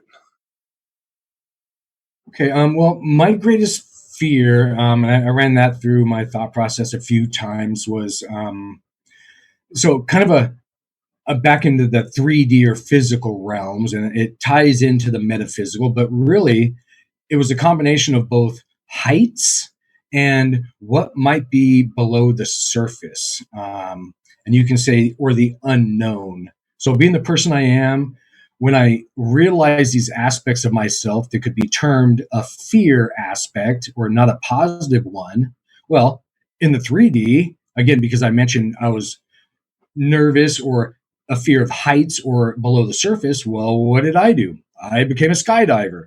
I confronted that fear. I put myself up in a plane, jumped out, I don't know how many times to confront that quote fear and disarm it, make it not fear. So then it wasn't a fear any longer. And then in the aspect of what might be below the surface, well, I saw that because I grew up in California. I'm an ex-surfer, so I'd be really nervous about what was under the water or the unknown. Well, then the next thing I did was I became what's called a commercial deep sea diver. So I actually got certified on that. Then I found myself commercial diving underwater, piloting little robots under there, underwater welding, all sorts of things. Again, thrusting myself into that unknown environment, making it known, actually integrating it, making it part of my reality. So now I could go up in airplanes, jump out, know that there was nothing to be scared of, or go below the surface, hundreds and hundreds of feet on what's called an umbilical cord, and stay down there for an entire day doing, commercial diving tasks and different things. So that's how I chose to confront those two different, quote, fears and turn them into understandings. That's amazing. What got you out of that industry? That's at least in my experience, people that get into that industry tend to only leave when they're forced to. It's kind of like a love of the sea kind of thing. That's a great point. And I do have a love of the sea. So I'm also a scuba diver. I'm a rescue diver. So, and then again, a commercial deep sea divers where you're on air hoses going down and doing different things underwater. But it was really what got me out of it was family, because yes, I had a big draw to being underwater and having all the fun under there and diving with pick your creature. I came across them all down there, depending on where I was diving. But back to my daughter, when her and my son, joined me in this reality, my time was more important to being on shore, it's called, rather than offshore. Mm-hmm. I totally understand. Yeah, the sea is not for the family. Not at all. And I won't get into it, but the stories and dangers and events that I dealt with on oil rigs and on boats were just innumerable. Well, I'm jealous, sir. I'm truly jealous. My station tubes would not let me follow that career path. So, yeah, I understand that. It's not for everybody. It's a harsh environment, but I did learn a lot. So I liked it. All right. Question number 9. What quality do you most admire in a man? Why? I'd have to say I admire humility most in a man. It was something that I'm continually understanding and expanding my understanding with. But humility is also, unfortunately, one of the most often disregarded aspects of any personality. Knowing that we are all connected, we're all equal, and not just one of us is special, every single one of us are special. And knowing that coming from that aspect, I know that we can all benefit each other. So all of humanity can benefit by us all practicing humility. So it keeps us in a state where we're willing and open to learn from, again, not just in my case, my 15-year-old daughter at the time. Again, anybody and everybody around me has something to teach me. So being humble or practicing humility on a daily basis, and yes, sometimes on a moment by moment basis, realizing that, wait a minute, just because, and let's go with an analogy, let's say I can make a cake. Well, somebody else can make a different cake, and maybe there's a new ingredient in it that I really like. So be open to that. And then share that information once you have it. None of us own any information. It should all be shared. So staying humble, I would say, would be the most admired quality in not just a man, but any person whatsoever. I love that you brought up that information is meant to be shared, because that's kind of one of the aims behind this project at 13 Questions, is to just compile like all this wonderful information that we can use, all this wisdom that we can draw on, and make it, actionable some way in our own lives. Now we can all integrate and all learn from each other. Again, this world is full of recipes. Be willing to modify your recipe. Maybe you'll find an ingredient or think understanding that isn't in alignment with you. Well, then modify the recipe. Don't make, let's say, chocolate chip cookies. Make oatmeal cookies. So always be willing to expand. Question number 10. Who were/are your role models and why? And that one was interesting as well. I answered it a little bit differently, or I'm going to, because my role models change nearly on a daily basis. I meet so many individuals and unique people on any given day of the week, and or personality types, that I'm always integrating aspects or looking at new ways of perceiving things. So when I meet somebody new, if I like an aspect or a way they maybe interacted with reality, well, I'm going to take that, again, as I like to use the term ingredient. I'll take that ingredient or aspect of their personality, the ones that resonate with me, or again, are in alignment with me, and integrate that. Become more. You can say become more of your higher self or inner self, things like that. But again, be open to learn from anybody, anywhere, and everywhere, so that everyone and anyone can be a potential role model. No, I love this. We've talked about it on the show a lot, that everybody has little pieces of deep knowledge going back, from grandfathers, the generations of things that have been passed down. Everybody has this deepness, but from a frequency level, us all being here, us all sharing that, us being part of this spectrum, it just really expands in my mind just, how we actually fit into that picture, in that allegorical way of viewing our existence. That ties into science, but at least the visualization of that really helps me center myself in the world, if that makes any sense. No, it makes total sense. Yeah, I mean, because we're all connected. I mean, you think like spider web, you're on one part of the web, the other you kind of pluck the exactly. Well, yeah, it's kind of like somebody can tell you that, and you feel it, and you know it. But then, how do I know it? Right? Like touch it and feel it. Well, if I go, well, it makes sense from my worldview, from a scientific view, and that ties into this, then it feels palpable, not just a sense of knowing, a sense of feeling as well. Mm-hmm. Yeah, and feelings, again, matter. They're a huge portion of this universe. Wasn't that great? Because then that ties into the placebo. Because, you had to trick yourself either by knowing the truth or by believing the lie, and either way, the outcome is the same. Isn't it? Yeah, isn't that miraculous that we disregard what you just termed as is commonly termed the placebo effect? And back in long time ago, maybe it was a sugar cube and nothing on it kind of thing. But the magic is, well, wait a minute, that percentage of people just quote miraculously healed themselves. That's what we should be looking at, not disregarding it, calling it a placebo effect. But you can't sell a parlor trick that actually makes you healthy.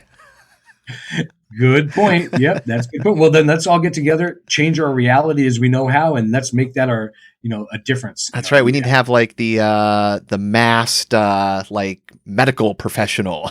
They teach you a trick on TV to like cure something. Loving this train of thought, man. You're really expanding my my modality of thinking tonight. We're all teacher learners. We're all going to learn and benefit from each other. That's a theme I'm loving that's running through this.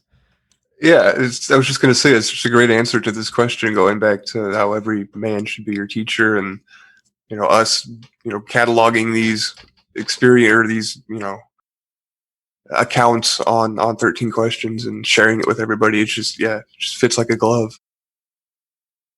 So, question number 11: what institution of society or structural aspect of modern life would you change given the chance?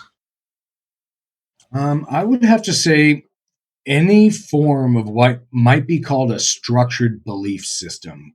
So really any group or collective that subscribes to a predetermined way of seeing, believing, or experiencing our world. So it's like, again, drinking the Kool-Aid, buying into a set recipe that you have to live by or feel by or think by, where I would say I would suggest, rather than following a structured belief system, sometimes we call these religions or understandings. There's lots of ways of perceiving it, where I would suggest a more living or evolving way of understanding would be much more beneficial. So again, be willing to modify that recipe if you find an ingredient that you don't like or isn't in alignment with you.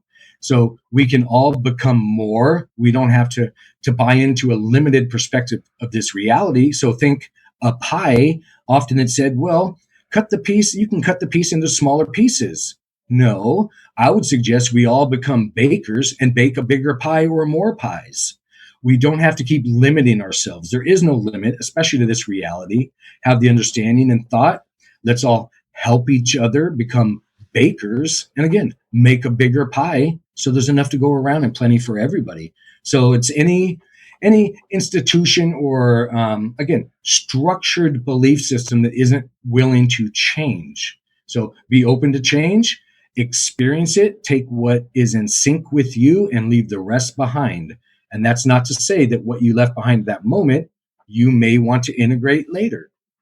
Yeah, the ability to change, to adapt, to overcome, like these are necessities for any like structured belief system that wants to be able to perpetuate through time. Because I mean, I don't know, things they're always in a state of flux, and if these structured beliefs, I agree with you, everything you just said. Like these structured belief systems, like the dogma and the doctrines, they don't leave any wiggle room. And once you color outside the lines, then you get your your wrist slapped or whatever. You get Yeah, they're a limited recipe. I like to term it in the form of, coming back to the baking analogy. That's a limited or a cookbook. Sometimes they call them Bibles or belief systems or things like that. And, well, it's a set cookbook telling you only have these recipes to work with.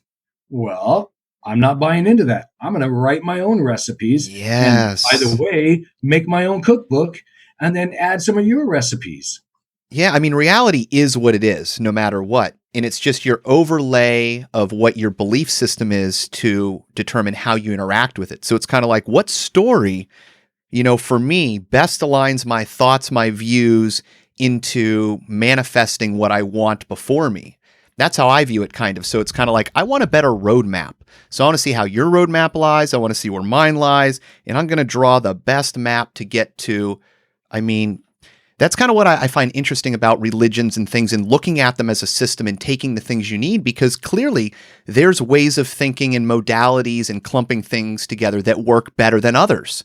So even though it might not be the most streamlined system, you can take some of those parts off of and, start building your own machine. No, that's perfect. That's great. Again, it's taking that recipe and modifying it. Yeah, I love the ingredient idea. Yeah. I mean, if you got a recipe to make chocolate chip cookies, well, maybe you want walnuts in your chocolate chip cookie recipe, or maybe you don't. Be willing to modify. Always look and adjust where needed, and then that's how we expand and become more. Awesome. Question number 12. What is the most courageous thing you've ever done or seen in your life? I pondered that for a little bit, and I had to kind of default on back to myself, where what I'm talking about is the most courageous thing I'd have to say that I've done, and I'm going to expand on this in a moment, was to walk away from a 16-year career I had that included retirement with the state. So I was a state correctional officer, or a prison guard, believe it or not. I know it sounds totally contradictory to what I'm talking about now in energy and love, but let's just say that was a huge learning environment, being around all of those different aspects and personalities. So again, it's the most courageous thing was, again, walking away from a guaranteed retirement to become more of my higher self. And that's to walk away. And my wife did the similar thing. She walked away from an 18-year career in the medical field to open up this business we call Mystical Wares, where we've dedicated ourselves to expanding not only our own understandings, but sharing that and tools and beliefs and understandings with others around us so we can all benefit. So it's walking away from, that steady paycheck where I knew everything was going to happen, and then walking in the new reality where I do realize, and I walk it every day, again, thoughts and feelings and intentions matter. So we generate love, we share love, we gift nearly as much as we sell. So it all comes back around and perpetuates. Like attracts like, again, in this universe. So be generous, share with the right intents. And then in our case, somebody's going to walk in our door of our store and buy a rock or crystal to help with the energy exchange that we've been given. And it all comes around. Wow. I didn't know that you were, had that career path before this, like with your, your ability, your gift for, healing and helping people. Like, I can't imagine like being in that environment on a daily basis. Like, there's got to be a lot of negativity around there. Like, how did you even cope with that for that long? Like for 16 years, you said, right? 16 years. And I worked at a maximum security prison. So let's just say the guys that I was around weren't in there for singing too loud in church. They did a whole lot more negative things to be in there. And because I am a perceiver of frequencies or energies, which includes entities, I would see there, again, what I term spirit guides and or attachments around them. So let's just say that wasn't always the best or funnest environment to be in. But on the contrary, often some of those inmates or people that were, in the prison system at the time, it wasn't always necessarily all of their doing. So I could see the bigger picture sometimes, and there's always a bigger picture. And when you work on yourself and are able to receive more of and perceive more of our reality, again, you can give a little more leeway on those around you and see that there's more players involved. So it was interesting being there. And again, I was in the maximum security. So yes, there were, murderers and all types of different aspects of people in there. And they would like to tell me their stories. That's something they tended to do in there. But then I would see, to be blunt, their spirit guide above them. And then I would have that other conversation while the human aspect was interacting with me as a correctional officer. And then we'd have another conversation saying, well, they had lessons to learn and this happened. And they didn't quite listen to their own internal intuitions, because every single one of us is intuitive or gets additional input. And if we listen to that and then maybe integrate it, well, then we can have a more or a more beneficial effect on our lives. So often what I'm saying is it wasn't their fault. Sometimes it was just the interactions or situations that would do that. But it was highly energetic being in that environment with the different emotions and feelings that that were, around. Were you drawn as an intuitive person to that field to, see that other side? Because I know that, it's like, you can't enjoy the sunshine unless, you're in the cold and the dark. So, like, I wonder if having that exposure, I mean, I can imagine that's a huge training ground for that emotional end. Because where else are you going to see it in concentration?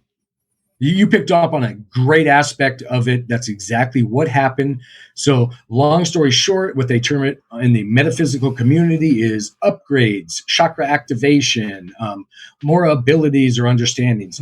All of that happened and more in that environment because it is a high energy environment, a lot happening. So, huge learning and understandings happening all the time within different frequencies and or dimensions. So a lot of input, a lot of analyzing to do, and self realization.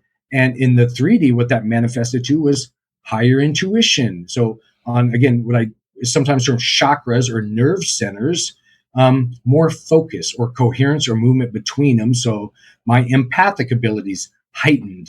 So did my intuition or remote viewing and or energy manipulation, so affecting energies around others. And that can be perceived as an energy or attachment removal, or just putting the individual in a loving frequency so they heal themselves is what we do. So I've gone through training, what they term Reiki master. I don't get too stuck on the 3D terms here. I prefer energy worker.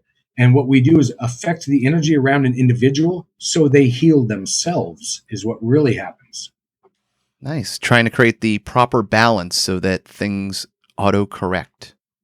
Mm-hmm. Yeah, just affect your environment or frequency and thoughts, and you and your own and those around you will have an effect as well. So literally, for what it's worth, I would try and walk around within the prison system wherever I was at that day, generating and holding a love frequency. Well, what that did in the 3D, if there was a couple of inmates that were going to get into a fight or something, they weren't going to do it around me because like attracts like. So if I held that loving frequency, good, intense thoughts and feelings, well, then that disruptive behavior is going to happen on another unit with another correctional officer or something like that. And that would happen all of the time, meaning either instances or circumstances negative wouldn't happen around me because I would hold that certain frequency. But on the contrary, if I went into work and I had a bad day in that environment, well, there's a whole lot of energy happening. So then I would manifest more negative energies as well. So it's always in any environment, not just the prison system, but at home, checking yourself, your thoughts and feelings before you enter that, because your loved ones are going to know if something's off. They're going to feel it. Well, and you kind of mentioned it with the string pulling, right? We all have these emotional, we call them like the heartstrings, right? So if I pluck my string and I'm near you, you're going to reverberate, you're going to feel it. It's kind of, at the life of the party walks in, or the person that walks in that kills the energy. Anybody that's been in theater knows those people. So it's a palpable thing. It's really cool to hear that verbally articulated that way. Yeah, and terms are actual frequencies. So saying the word love, compassion, things like that, I mean, that makes a difference, and you know that. Oh, yeah. It's fascinating when you get to root emotional things like pain and how they have the same frequency of things that people say across, regardless of, time or locale. Nope, absolutely. We're all connected. There is no distance. Yeah, there's something, that motif just seems to be popping up more and more in my own personal life recently for some reason. Is like this whole distance doesn't matter so much, especially when it comes to, intention and thought work. So I don't know, it's just interesting. It keeps popping up for me. All right, so question 13. What does it mean to be a man in today's world? Well, I'd have to say it's actually an awesome thing to be a man in today's world, because we have the chance not only to, again, learn from those that came before us, but those that are currently around us. And I'm not talking about just from other men, from women. Age doesn't matter either. So hopefully we not only learn some of these lessons that are around us, but we understand them and then integrate them into our personal knowing. So once we do that, we can then allow ourselves to become more in our daily lives, and that'll affect us and those around us. So it's, for me, again, it's just a fantastic thing to be or hold that energy of a man or male perspective in this reality, and then use it and know you have an effect on those around you, with that manifesting ability. And we can all do this. So it's very important to recognize that male energy, and that it is a building and creating energy as well. But we can also cross over to the female energy that we sometimes term a loving energy. Things like that. We're all, it's up to us to decide which levels of perception we recognize. That's an awesome answer, because like learning from and understanding other people's experiences and integrating those, making them actionable into our lives, like that's like the whole mission statement of 13 questions. So yeah, I mean, Adam, do you have any thoughts? No. You said it well there, Bill. Yeah, that's perfect. So yeah, how do you feel about going into the bonus ones? No, let's go ahead and jump into them, and I may take a moment to read them as we're going through them, but no, let's give it a try. Nice. Love it. Bonus question number 1. What quality do you most admire in a woman? I'd have to say the quality I most admire in a woman, because they tend to hold it and demonstrate it better than many of us males, that would be tolerance. Tolerance for anything and everything. So being open, again, to new understandings, ideas, rather than just responding off the cuff. So really just women seem to be more able to be accepting, not just the differences between individuals, but the differences that tend to happen between or during circumstances and or situations. So events. Just really that their way to perceive this reality from their heart and not their mind first. And it's a beautiful thing that they're often able to do that. Yeah, it's a very nice compliment to the male force, or the end of that, the end of that spectrum. That end of that spectrum. There we go. Yeah, we complement each other, of course. Mm-hmm. Male and female, and often I'm, let's say, quote, jealous of the understandings and the patience, and as I said, the tolerance that women tend to show. It's something I personally still have yet to learn more of from them. So I appreciate them willing to share that. It's trying to find that balance, right? Like I'll ask Angie, I'll be like, you never just want to punch somebody? And she's like, no. And I'm like, I wish I could say that. Like, I have to go, why am I feeling this way? But, at the same point in time, if somebody breaks into the house, I'm probably going to punch them, and that's a good thing, and I'll have no problem doing it. But I got to find my balance. And I'm consistently jealous of that, like, non-existent internal aggression. I'm sitting here laughing because the same with me. My first instinct is, the whole manly respect. I can take care of you physically. That probably isn't the best answer all the time. So you might want to try and go a little more love and light and understanding than physical. But no, I'm with you on that one. The first instinct is that. So I'm ever evolving and becoming more. And one of the next aspects I'm working on is tolerance. It's beautiful. It's a good aspect to work on if you're going to pick one, I guess. But it's just as good as any other. You always admire the cool-headed person, not the person that pops off and makes the instant decision. So, yeah. And sometimes I'm that second one, so I'm still learning myself. Yeah. So, moving on to bonus question number 2. What rule do you have for yourself that you never break, and why do you think that it's important? Because I'm not a firm believer in a whole lot of rules, but to apply it during this this conversation, I'd have to say the rule for myself would be to do my best never to exaggerate or lie on any degree, because of course, like many of us, even if it's what's called a white lie, it's just so much to pay attention to think about, to wonder if you told that aspect of something to somebody or not the other. So I'm just what I call blunt and open, and sometimes that can be a little shock and awe and overwhelming. But just the fact of lying or deceiving somebody, it's not only just an energy aspect that does make a difference, and it actually slows down your living energy field, which is a toroidal or donut energy flow around you. So yes, lying or having negative thoughts slows that living energy, but it's also just, it's more beneficial and feels better to tell the truth. So the rule would be to, if I ever catch myself limiting myself or not stating the whole truth, I'll try and tone it back. And again, so no lying or being more clear in what I'm trying to put out. I hope that makes sense. Sometimes less is more, there's no need to muddy the water, if you don't need to. I'm not saying obfuscate by not saying something, but, I find value in analyzing and internally viewing things without feeling the need to interject myself into it and kind of stamping that position into the world. No, that's a great perspective. No, I appreciate that feedback too. Always be willing to change. You can sum it up like that. Always look at others. Their thoughts and feelings matter, so take it into consideration.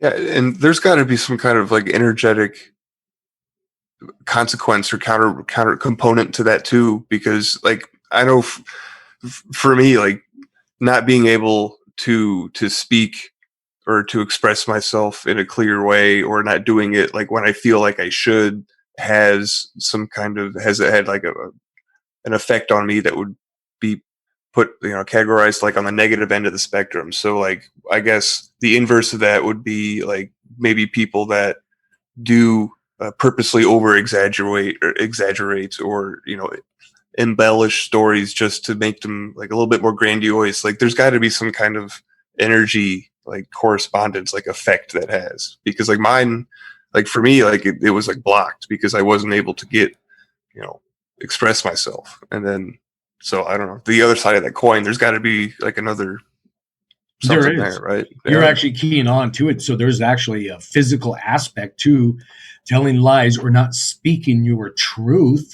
That's everything's energy, as we talked about. So if you don't speak your truth or you tell a lie or something like that, there's actual energy inside of your physical system. And if you leave that there, literally the cells around that. So let's say you're feeling uncomfortable because you told a lie and you're feeling it down in your gut area or belly. Well, that's where the energy is. And on the 3D level, the cells that are around that energy will start to spin non-biocompatible. So out of alignment. And let's say you don't correct the energy issue, tell the truth, go through a thought process to remove the energies or quote attachment. Well, those cells will affect the cell next to it, and go with the analogy, they're going to continue. And that's how we get tumors. And yes, tumors can turn into cancers. We can give ourselves these things and we can heal ourselves of these things. It's all energy. It's all thoughts. So knowing that, when you feel an upset stomach or even a tickling in your throat, you can term it in the metaphysical realms, in the throat example, you're not speaking your truth. You're not saying what you need to say. Or if you're in a disruptive relationship or there's something happening that you're not happy with, isn't in alignment with you, and again, I'm being vague but yet specific, those will manifest into tummy problems or things like that. And again, if you leave them, don't work on them, they can turn into those tumors and other things. That's fascinating. I know from a personal perspective, the worst infection I've ever had, I was on a plethora of like 13 different antibiotics with my tonsils, ended up having to have them taken out. But that was during a time when I was doing loss prevention management, doing like 15 interviews on employees a year. So I was like when you do an interrogation, you're presenting truths and information and inferences to gain other information. So it's a very deceptive process. That's the best way to put it, because your belief is important. So I have to structure your thoughts in a way so that you're comfortable telling me the truth. And that's a hard place to live for a long time. And, I never thought that it could manifest in that physical same location of illness, of literally not being able to speak your truth because it is not part of the position. No, that's great that you picked up on that. It does. So again, energies will move around us. So that's why we'll often have them in our throat, our heads, our so tummies. Fascinating. Mm-hmm. Yeah, it's all connected. Thoughts matter. Thoughts really matter. Yeah, that's really interesting. Bonus question 3. What would you tell your teenage self? Well, I think I may be answering this one not too dissimilar than others. So it would be the easy or quick response. I would say it gets better. It does. Keep going, keep moving. Don't have, and scientists call it DOR, or dead orgone energy.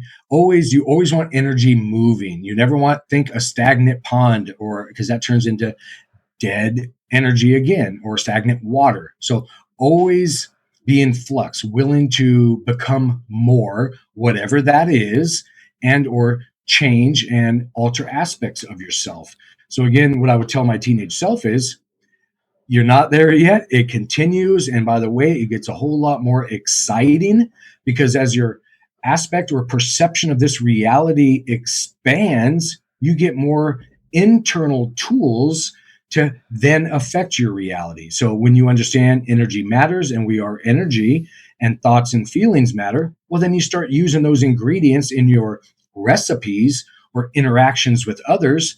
And then you have a much larger effect. And those recipes are now a recipe you want, or an energy you like and is compatible. So again, I would tell myself it gets a whole lot better, and hang on for the ride, because there's more coming. Oh, I love that. As we upgrade our minds, we upgrade our hardware. So, the evolution, might just be driven by our intention of thought and our emotion of belief. The more love and structure we have, the more the widening of our effect can be. It is. And the more love you share with others, you're benefiting yourself as well. Remember, like attracts like. So not that someone would do it for that reason, but just love or be in love. More strings vibrating, a larger antenna, the ability to project or receive more. It's, and I love that, because when you focus on an emotion or a feeling and sharing that, that's not a religion. That's not an ideology. It's something that's very basic and very core and resonates in that string sense. It's an idea or understanding we can all have and share and mutually add to, so we can change our overall encompassing reality by all of us getting on board and generating that love feeling rather than anxiety or depression or something like that. And then we'll all benefit. I love how we're having this conversation right around Thanksgiving, because couldn't you, don't you think gratitude is another synonym for that love feeling that we're talking about, or is it more like a cousin? Is it the same thing or a little bit different? You clued in on something very important there, actually, and this ties us back to Greg Braden earlier in the conversation. It's actually been documented. Love, compassion, these are actually words that will generate that 0.1 hertz in your heart's energy field. Just by saying those words will actually generate that feeling or frequency. So you can sit around and say love, compassion, and there's a couple other words that I'm forgetting at the moment, that you can actually say and generate, and they will have an effect on your reality. And that's been scientific studies that definitely make an effect, and you can just think them and it will be such. And the other words are appreciation, gratitude, care, and compassion. So literally, you can say those 4 words or 5 words in addition to love, And that generates an actual frequency around your heart chakra. It makes sense to me. Really cool. Yeah. There's another podcast. I sit on a round table and called Cruising with Steak, and that's something I try to make it a point to say every episode, is that I love you guys. To the audience and to the other people on the round table.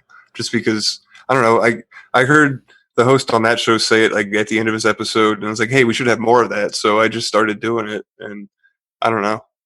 I like it. Right. I like where it's been gone. It's all frequency. It all matters. And again, turn on your radio to a good frequency. Let's play them all together. More love. It's a building, healing energy. So it's beneficial. Yeah. Exactly. Sure. We've proven that if you want to make yourself happy, smile, right? So if you can say, I love you, and somebody else out there smiles, dude, you've literally hardware hacked into their mind and made them happier.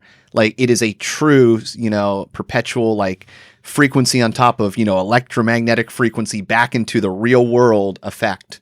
So. You're right. And for those scientifically minded people, it's all physics. Mm-hmm. It's literally physics. It's connected. It matters. Smile at somebody. You've just affected their reality and helped them heal themselves just by that small moment. Yeah, it's awesome. Bonus question number 4. What turns you on creatively, spiritually, or emotionally? Yeah, that was a really creative question. And it ties into the energy affecting aspects of what I do. Again, they term sometimes some of us, the training involved is called Reiki Master Training. Again, I don't get too tied into the 3D terms, but think more energy work, and we can all do this. So knowing that our thoughts and feelings and imagination have an effect on others, what really turns me on creatively, spiritually, and emotionally is teaching or showing others that they can do the same, that I'm not special, we're all special. So when I do the energy work and show them that, hey, I'm just using my imagination, so let's go with the healing, the physical healing aspect. If somebody had, let's say, a sore back problem or something like that, and they come in my office, I can literally use my imagination, see that aspect of themselves, and then imagine them 100% healed. Never the act of healing, or because when we have our intent and feelings, we're actually programming our energy body or aura. So I would suggest you program it for the end result that you want, not the act of getting there. So if you imagine yourself healing, well, you're programming your aura for perpetual healing.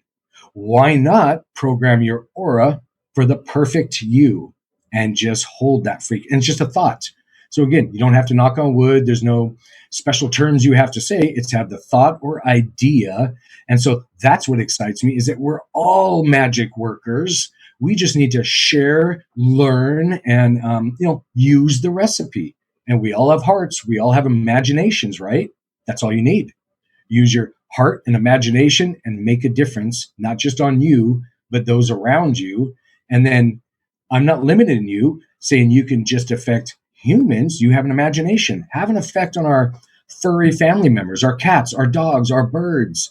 It doesn't matter. We're all connected. So again, just feel love, think love, and it will project. So get creative.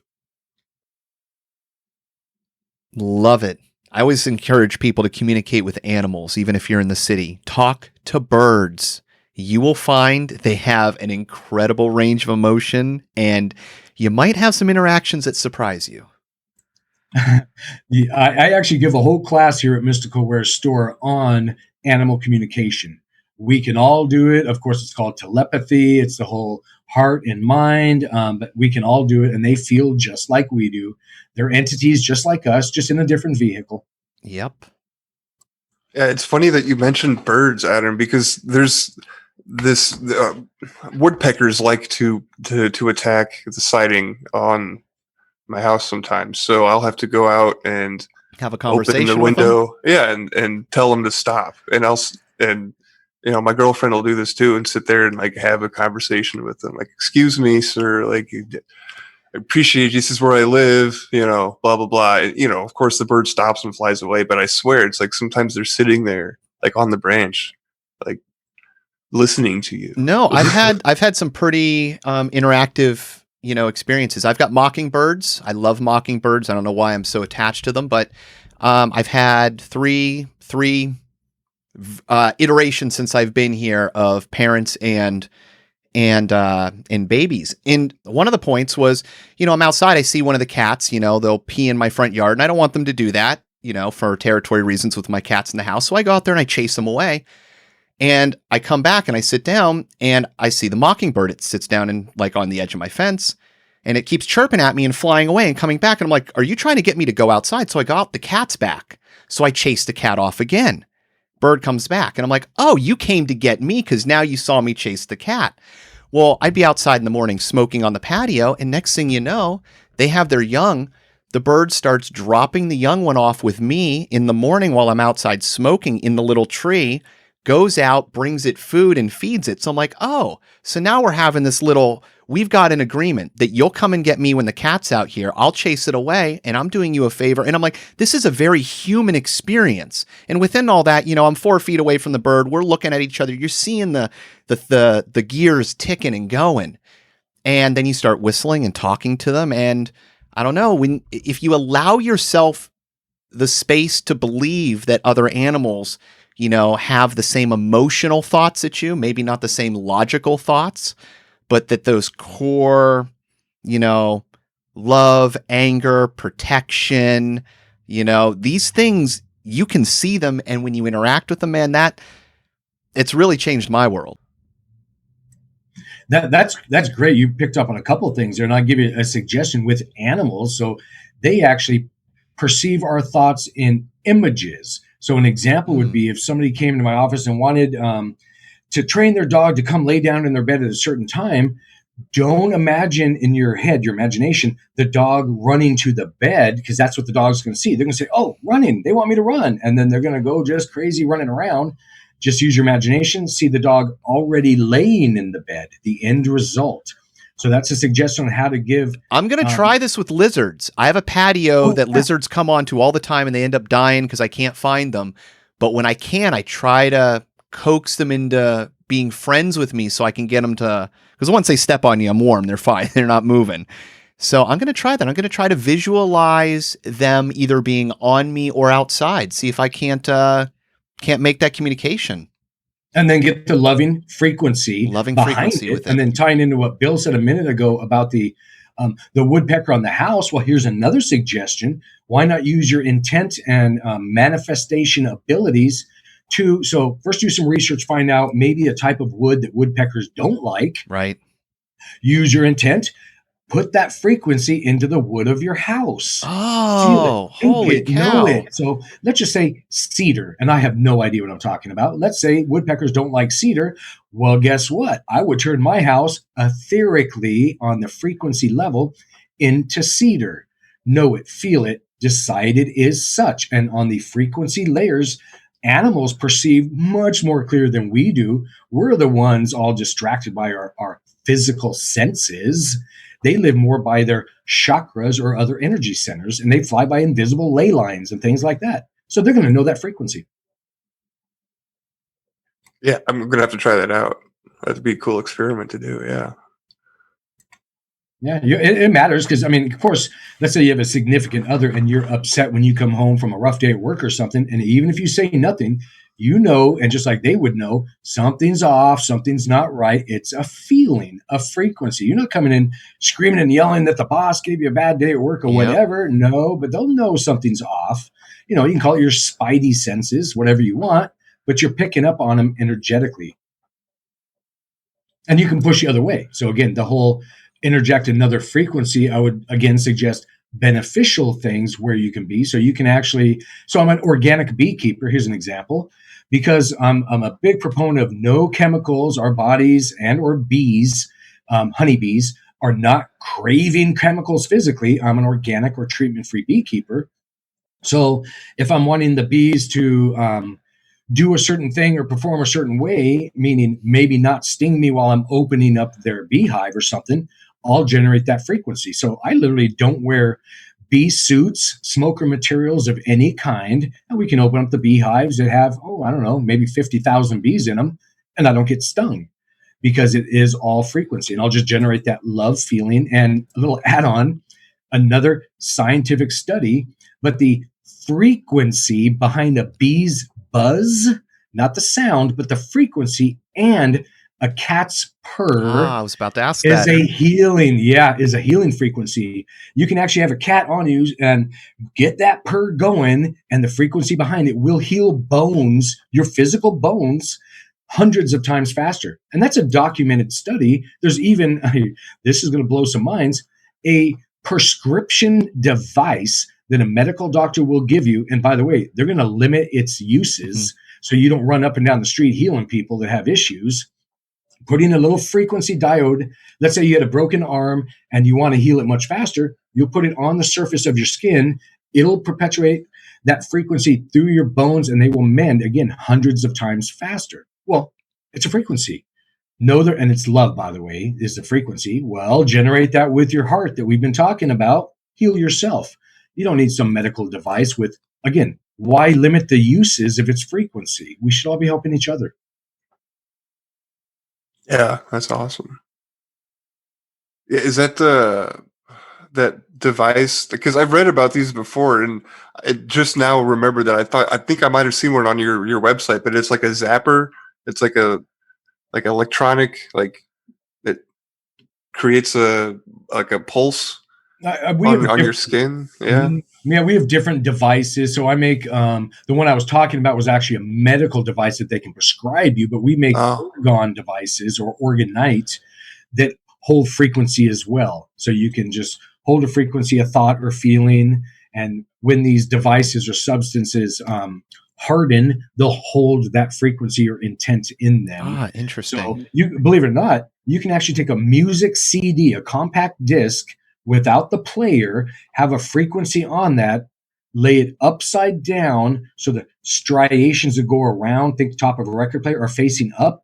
Whatever you place on that compact disc, and again, this is a scientific study for those that need the science aspect of it, that frequency will go into the substance on top. So here's an example of what I do. I'll take that loving frequency and just to show it to people, have it on that CD disc and then put some of our honey on that disc, and it will actually structure the honey. And we referenced Dr. Emoto earlier, freezing ice cubes or freezing water, putting a love intent, and they come out with beautiful shapes. Well, the same thing to the honey. It structures it biocompatible for you. So again, you don't have to play the CD because it's not sound, it's frequency. And you can literally, to make this point even more tangible, you can write the word love on a piece of paper, put your cup of water on it, and it will structure that water or coffee or tea or whatever it is, again, in alignment with your physical body. So your body sees those molecules now as water and in alignment with you. So it's all about the intent, right? It's kind of like what am I trying to say? It's in magic, it's your I'm losing the word, but it's the thing that you stare at. It's a unique image. It's the love, that focus. You're looking at the love. You drew the love. So the magic is in kind of the text keeping the thought. Mm-hmm. That's exactly right. Just holding the thought, the intent, the frequency, what you want manifested on whatever realm or level of reality you're trying to affect. And that can be thoughts, feelings, or emotions, or physical. These are all different aspects of reality, and you can affect them all. Just know those recipes, tips, and tricks will help you do that.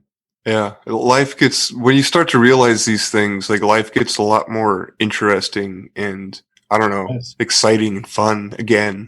Free, right? You've never heard about these. Yeah. The mind cages that society has laid around you that determine the things that are possible and not start to get stripped away. And then you can start enjoying the terror, the horrible things, from more of a structural, intrinsic, or reflective way. Sure. We're all taught in this reality to experience it through your five senses, your sight, taste, touch, smell. Well, I'd suggest maybe pay attention to your other senses, and they're called chakras. experience your reality through your intuition, your gut instincts, things like that. So when you meet somebody, listen to your body. Of course, we know not to judge them by their appearance. Well, if you're meeting somebody, listen to your gut, your heart. You're going to get a welling up, loving sensation, or maybe a little nausea. Well, that might tell you something else. So listen to those energy centers rather than the 5 that we're taught to listen to. And then you're going to expand your perception of this reality. And it's a whole lot more fun. It is fun. From the little bit that I've been playing around with it recently. Bonus question 5. What is your single greatest driving force in life, and how do you further it? I've kind of got into this. So my single greatest driving force is not only becoming what's termed more of my higher self. So there's nothing outside of me, it's all inside of me. And when you change that perspective, your view on reality changes. And so that's my greatest driving force, but not only to become more of my higher self or what I have the potential to be, but help others understand that as well. And realize that we can all do these things. Again, I made the comment that I'm not special. We're all special. So looking inward rather than outward would be a way of, again, working on those inner knowledge, inner understandings, and what's, again, in the metaphysical realms termed becoming more of yourself, of what you already are. And then from that perspective or viewpoint, you can then help others. It's sort of like, think if you're in an airplane and they're having issues and the masks pop out of the ceiling, well, put your mask on first, and then you can help all of those around you. So then you can have a better effect. So looking inward rather than out, by doing that, you become more, and you're going to have a bigger effect on everything and anyone around you. Yeah, I mean, that's awesome. That goes right along with what we're trying to do here. That's a mission statement. Like Adam and I, we're not gurus. Like, we don't have all the answers that we need. All of us working together, can figure this out. So exactly. At the worst case scenario, broken clocks are right twice a day. Everybody is going to have some nugget of information, whether you can agree with anything else they have to say. So yeah, I always kind of say, listen to what somebody says. It's like your ingredients, pick an ingredient. If you like walnuts, add walnuts. Yeah, you can modify the recipe, but be open to experience it, realize a new recipe, and then modify where needed. Mm-hmm. Bonus question 6. What do you choose to ignore? It's a daily struggle, but I attempt and try to choose to ignore negative aspects of myself as they arise. So they're really experiences or ways I perceive environments or people or situations. So and hopefully I catch myself sooner than later, but regardless of when you catch yourself in a certain thought or understanding, you can always correct it. You can always reverse course, input love over it. So what I do is, when I realize I'm having a negative thought or understanding, again, I'll check it. I'll try and bring back the energies and send out love instead, always not just affecting those people or situations I was thinking of at the time, but myself, because you always want to become more. Again, you don't want that non-moving energy in whatever form that is of your understanding. You always want it moving, becoming more. So, yeah, it's like when fear paralyzes you, that locking, that's the thing you want to try to avoid. So however you get your mindset to where you can move in the most effective manner, which is the positive way, it's not being anchored by fear or, something on those more anchoring energies. No, that's a great perspective and a great analogy. Yeah, that's awesome. Anchoring energies, grounding energies, things like that. Keep the energy moving. Realize that sometimes we do hold on to those excess energies or thoughts or understandings. Again, modify the recipe. Yeah, I love that view. Work from the same recipe for your whole life. Change that once you realize there's something else you can do that benefits you. Beautiful. Bonus question 7. What do you hope people will say at your funeral? Well, I hope there's a lot of laughing, a lot of a good party, a good time, because all it is for me is just my next step into a new reality or an expansive reality. So it's not a negative aspect from my perspective. So I hope people say something like, I made a contribution. And actually, what's interesting is what's called my heart chakra just welled up on me and made it a little difficult to speak. So that's that loving energy, because I am saying what I mean what I say at this moment. That's why that happens. And again, it's a loving frequency. So again, I hope they feel and or say or realize that I tried and I was sharing and I realized that we're all a part of the whole and we all make a difference. And then I hope they continue to look within themselves and become more of their higher selves and contribute to the overall, again, cookbook of this reality. So we keep building recipes and expanding and modifying where needed. We're never done. And then I don't want them just saying that at my funeral. I want them connecting to me because I haven't gone anywhere. We're all connected on whatever level we find ourselves. It's awesome. Yeah. I think I'm starting to see this trend in some of the guests that we have on, and that is like there's always hope for joy and happiness for those that are left behind. Like they don't want people to be sad and mournful and melancholy. People want those that are still here after we leave to be happy and to have laughter and so that's just something that I'm noticing. Well, something I haven't thought of before, and you mentioned it in frequency, in words meaning things, that they have this intrinsic, actual frequency, but it's not, I'm now thinking like crying and laughing. They ride the same octave. You can't tell them apart in the same way that something can be freezing and burning at the same time. You get that. The laughter can turn into crying and can flip on that. It rides that same edge, and they're both from that same place of like loving, like a true, just like joy and loving manifests that same audio. I'm fascinated by that.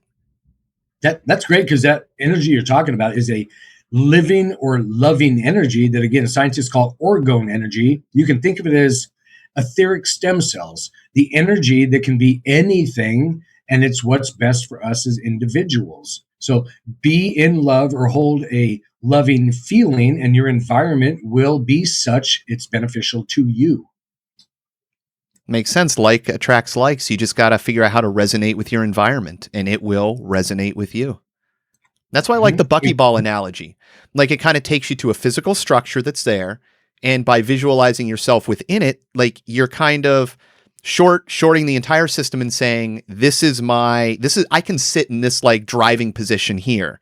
And so now it's totally separate. Now you're in that macrocosm of the universe. Yeah. You have an effect on your environment. We all do.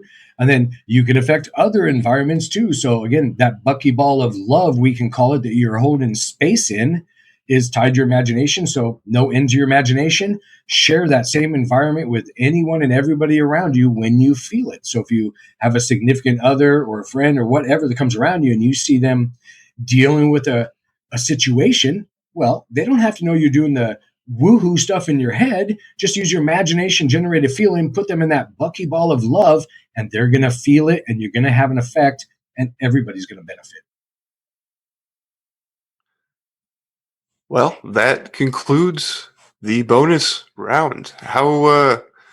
What did you think of, the experience? Like, what do you think of the project?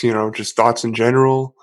Oh, sure. And I was, so before the interview, I brought up the webpage, listened to a couple of the previous interviews. I think it's such a fantastic thing that you're both doing, sharing these, being willing to look at other people's perspectives and understandings. Again, think of this reality as a kitchen. There's room for a whole lot of cooks or chefs in here.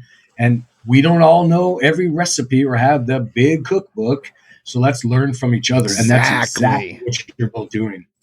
Exactly. I love apple pie. It's one of my favorite things on the planet. it was enhanced by learning I could put cheddar cheese with it, and it's like 10 times better.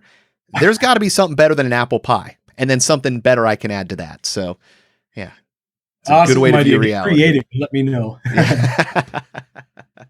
If I do that, I will own this reality. I will be the next new Mrs. Smiths of the next 20th century. Oh, that's awesome. Great idea. And then now I'm going to manifest that. I want to manifest that. We'll just do it and then teach everybody to make a pie. And then we have enough pie for everybody. That's right. Yeah. So that makes me happy to hear that. Another aspect, I know that you said you were going to promote the show on your networks, and that's awesome. I think it just makes me so happy when guests do that. I don't know, just to see things grow like this is kind of neat. It's a team effort. It's a team effort. Yeah. I've looked this all over the place because just the little bit I've had a chance to listen to previous interviews again, mind opening for me as well. Again, we're all teacher learners. Well, don't ever stop teaching or learning. Let's keep expanding. Exactly. We're all an expert in some little area, whether we know it or not. Absolutely.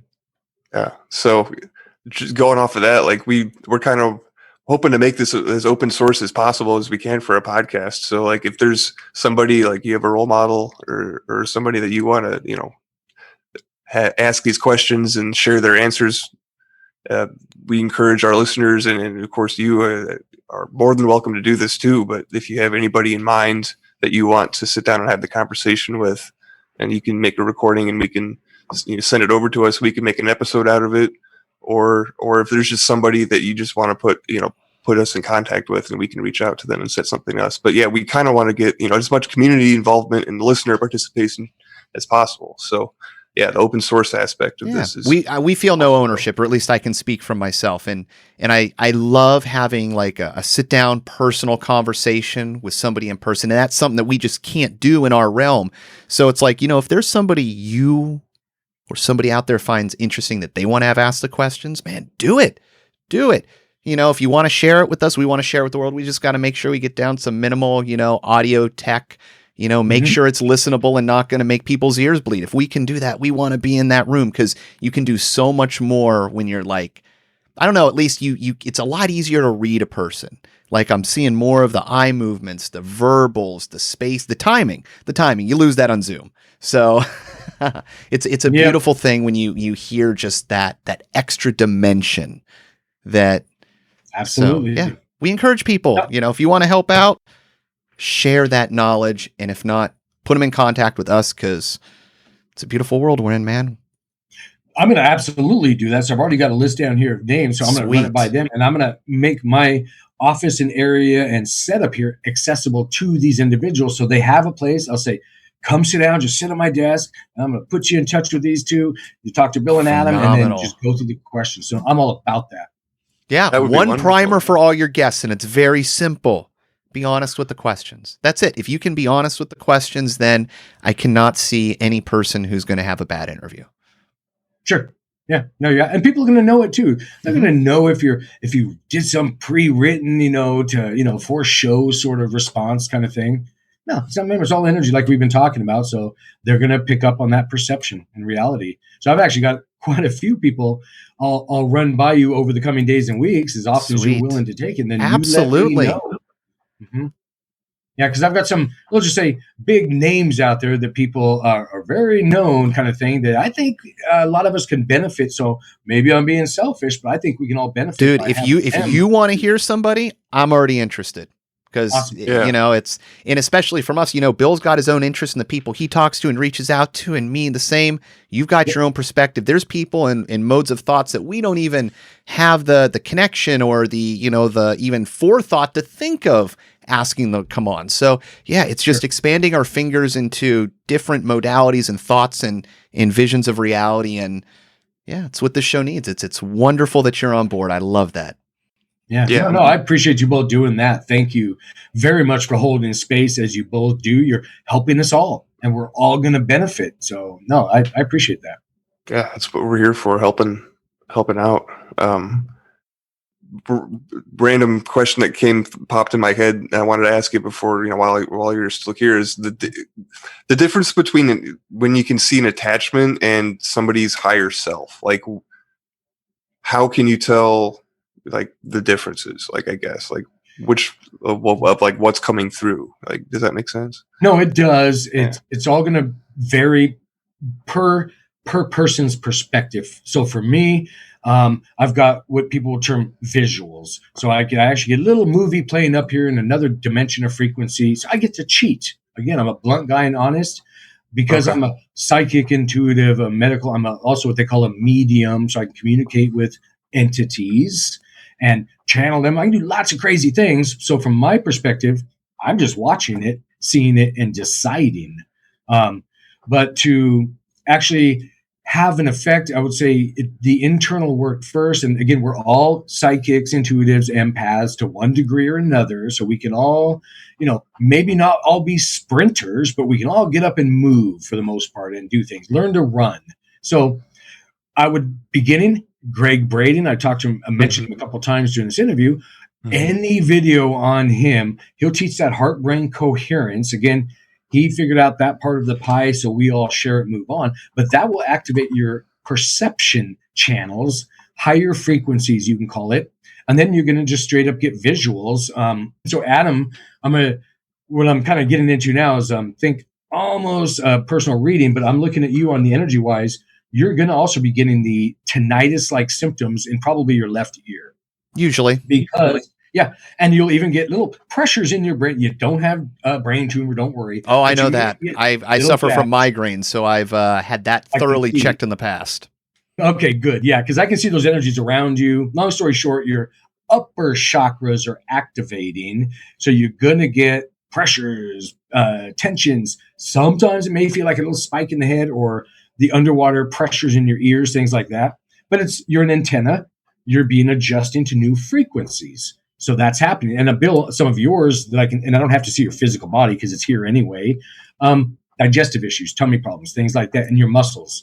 So you actually have your pH is off. So I'm a medical intuitive also. So it's going to sound crazy, but I can literally, and for some reason it pops off to the side. So if I look over here, I can look into your physical bodies and then just ask and see what's out of alignment. So for one, your pH. So on the 3D realm, your pH is off, and something like apple cider vinegar with mother, it's just Bragg's vinegar. You can buy it at any grocery store. We'll get that back into alignment, align your biome so your metaphysical connections are enhanced. Our gut, our biome, it's called, is what our connection is to the etheric. So when our tummies are upset or our lymph nodes, things like that, our connections are off. That's why things like Bragg's vinegar, which is apple cider vinegar with mother, I'm being really specific, with mother. Okay, so you know what I'm talking about. Yeah. Shake that guy up, drink about a tablespoon a day. That'll help you. But also, remember, our physical bodies are antennas. So, and welcome to our reality, especially in America. Everything we eat, drink, and breathe has metal in it. Yeah. So things like zeolite clay. It's just a nano-sized part, and it's ZEOLITE, zeolite clay. You can get it on Amazon or somewhere else. Long story short, when you take this clay, mix it in water, it passes the blood-brain barrier and will get out of your digestive tract and into your other organs and senses and pull out the metals. You have heavy metal toxicity poisoning, it's called. So look into and almost everybody does. Oh, so it's not a you guys thing. So those are two aspects I would say that will help you connect more to your higher self, become more psychic. Just to be blunt, it's that the metals out of our system. No, I'm definitely going to try that one out. I'm interested in that and see how it, because I do remote viewing too. So see if that has any, cleansing or attenuating effect. You have a guide above you too. So I'm talking to you, Adam, now when I'm pointing at the screen here. You have a spirit guide above you. That's a male one, by the way, saying he helps you remote view. He helps you get back in and out, he's saying. So I'm doing the whole medium thing here. I'm just having two chats. So he's actually has his hands on your shoulders. He says, I help him out, getting him inside and out. So you have help. Nice. So you are a remote viewer, astral projector. You're also a healer. I don't know if you know that. So this is a whole psychic reading thing in the back. But the frequencies around you, the songs on your playlist are healing loving ones you're an etheric healer. You're actually going out in dream state, healing people with your woohoo magic. No, I'm not surprised. I personally heal super quick. Like when I cut myself or I get injured, I heal faster than anybody I've ever known. So I can see that. And I don't remember my dreams very rarely. So that's not a surprise. I would give you a suggestion, and I do it every morning, because when you're out etherically or astral projecting doing things, you don't know what agreements you're making, and not all of them, I'm going to be specific, well, kind of, aren't in alignment with your higher self. So a suggestion, never tell people what to do, but what I do in the morning, I just think to myself, because I'm back in human form, I don't have all my memories of the astral time. So I say to myself, and I'm speaking to my higher self when I'm doing this, I revoke any dream state agreements that I made that were not in alignment with my higher self. And I can say that again if you want to write it down, but you don't have to go OCD on the terms. It's your intent. So again, what I say is I revoke any dream state agreements I made last night that were not in alignment with my higher self. That way, us as individuals, we don't have to worry about what we did in the woohoo realms. We're going to revoke any contracts made that weren't in alignment with us. Now you don't have any attachments or karmic ties to other individuals. And that's how a lot of those happen.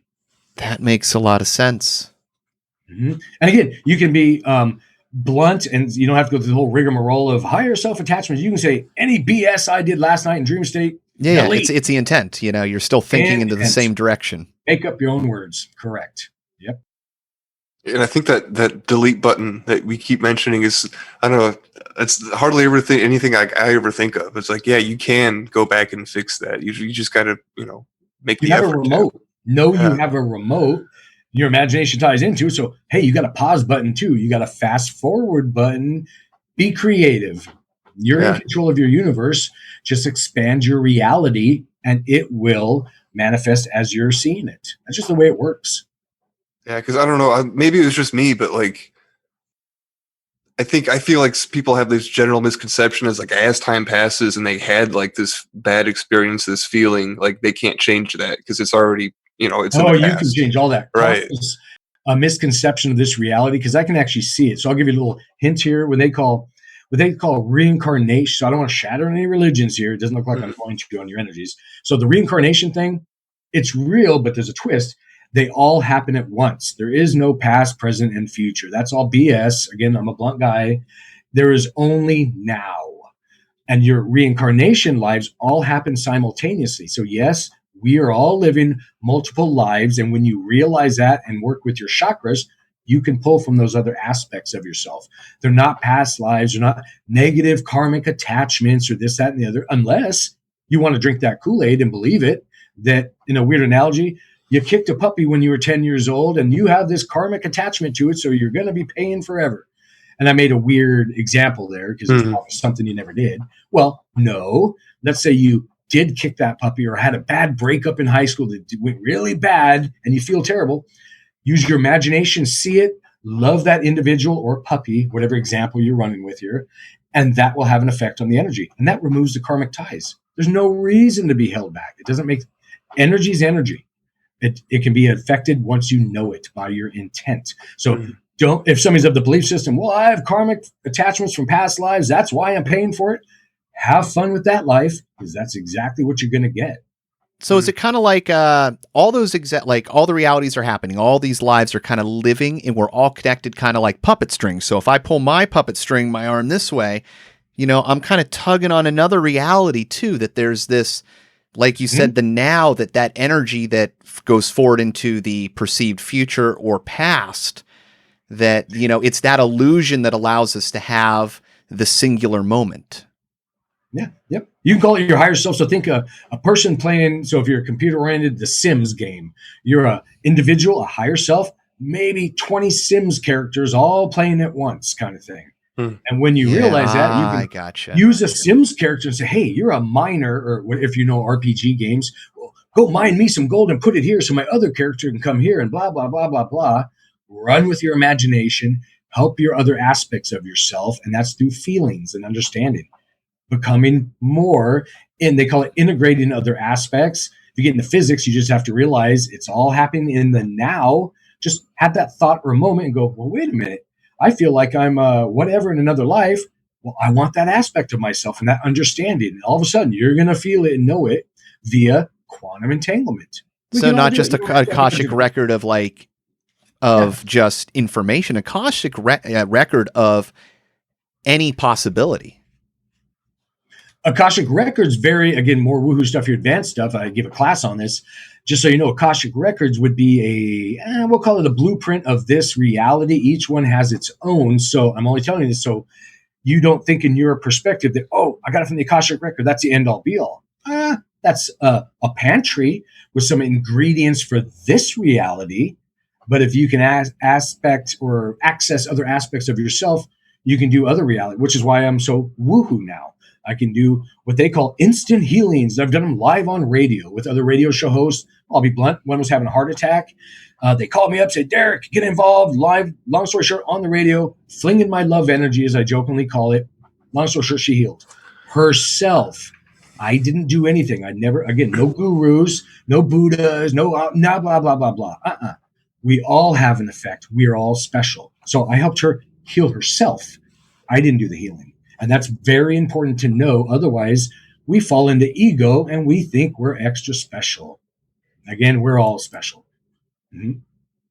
So there's lots of ways, and you are a healer. So that's great that you're doing that. I'm glad you saw that about yourself too, Adam. You're a hands-on one, just so you know, and I'm pointing at you, Adam. I know you can't tell. But if you actually, let's say you had a significant other, boyfriend, girlfriend, cat, dog, it doesn't matter, and they have a tummy problem, use your thoughts, your welling up, because you have a huge heart chakra, by the way, that welling up sensation. Go hands on if you want, but you don't have to. And that frequency. Yeah, I'll try it out. I'll try it out. I've never tried to focus it, but I've always done that with like positive vibes and, pushing them towards people. And I kind of intuitively understand how to hold the energy, hold the thought, focus on them and mentally direct it. And I've always done that just as a thing. I never thought to, take it to that more hands-on level. I'll try that. Yeah. Just your thoughts and then feelings will manifest. Remember, thoughts are the outline of the universe of what you want. Generate the feelings. It'll manifest in 3D. That's just how it works.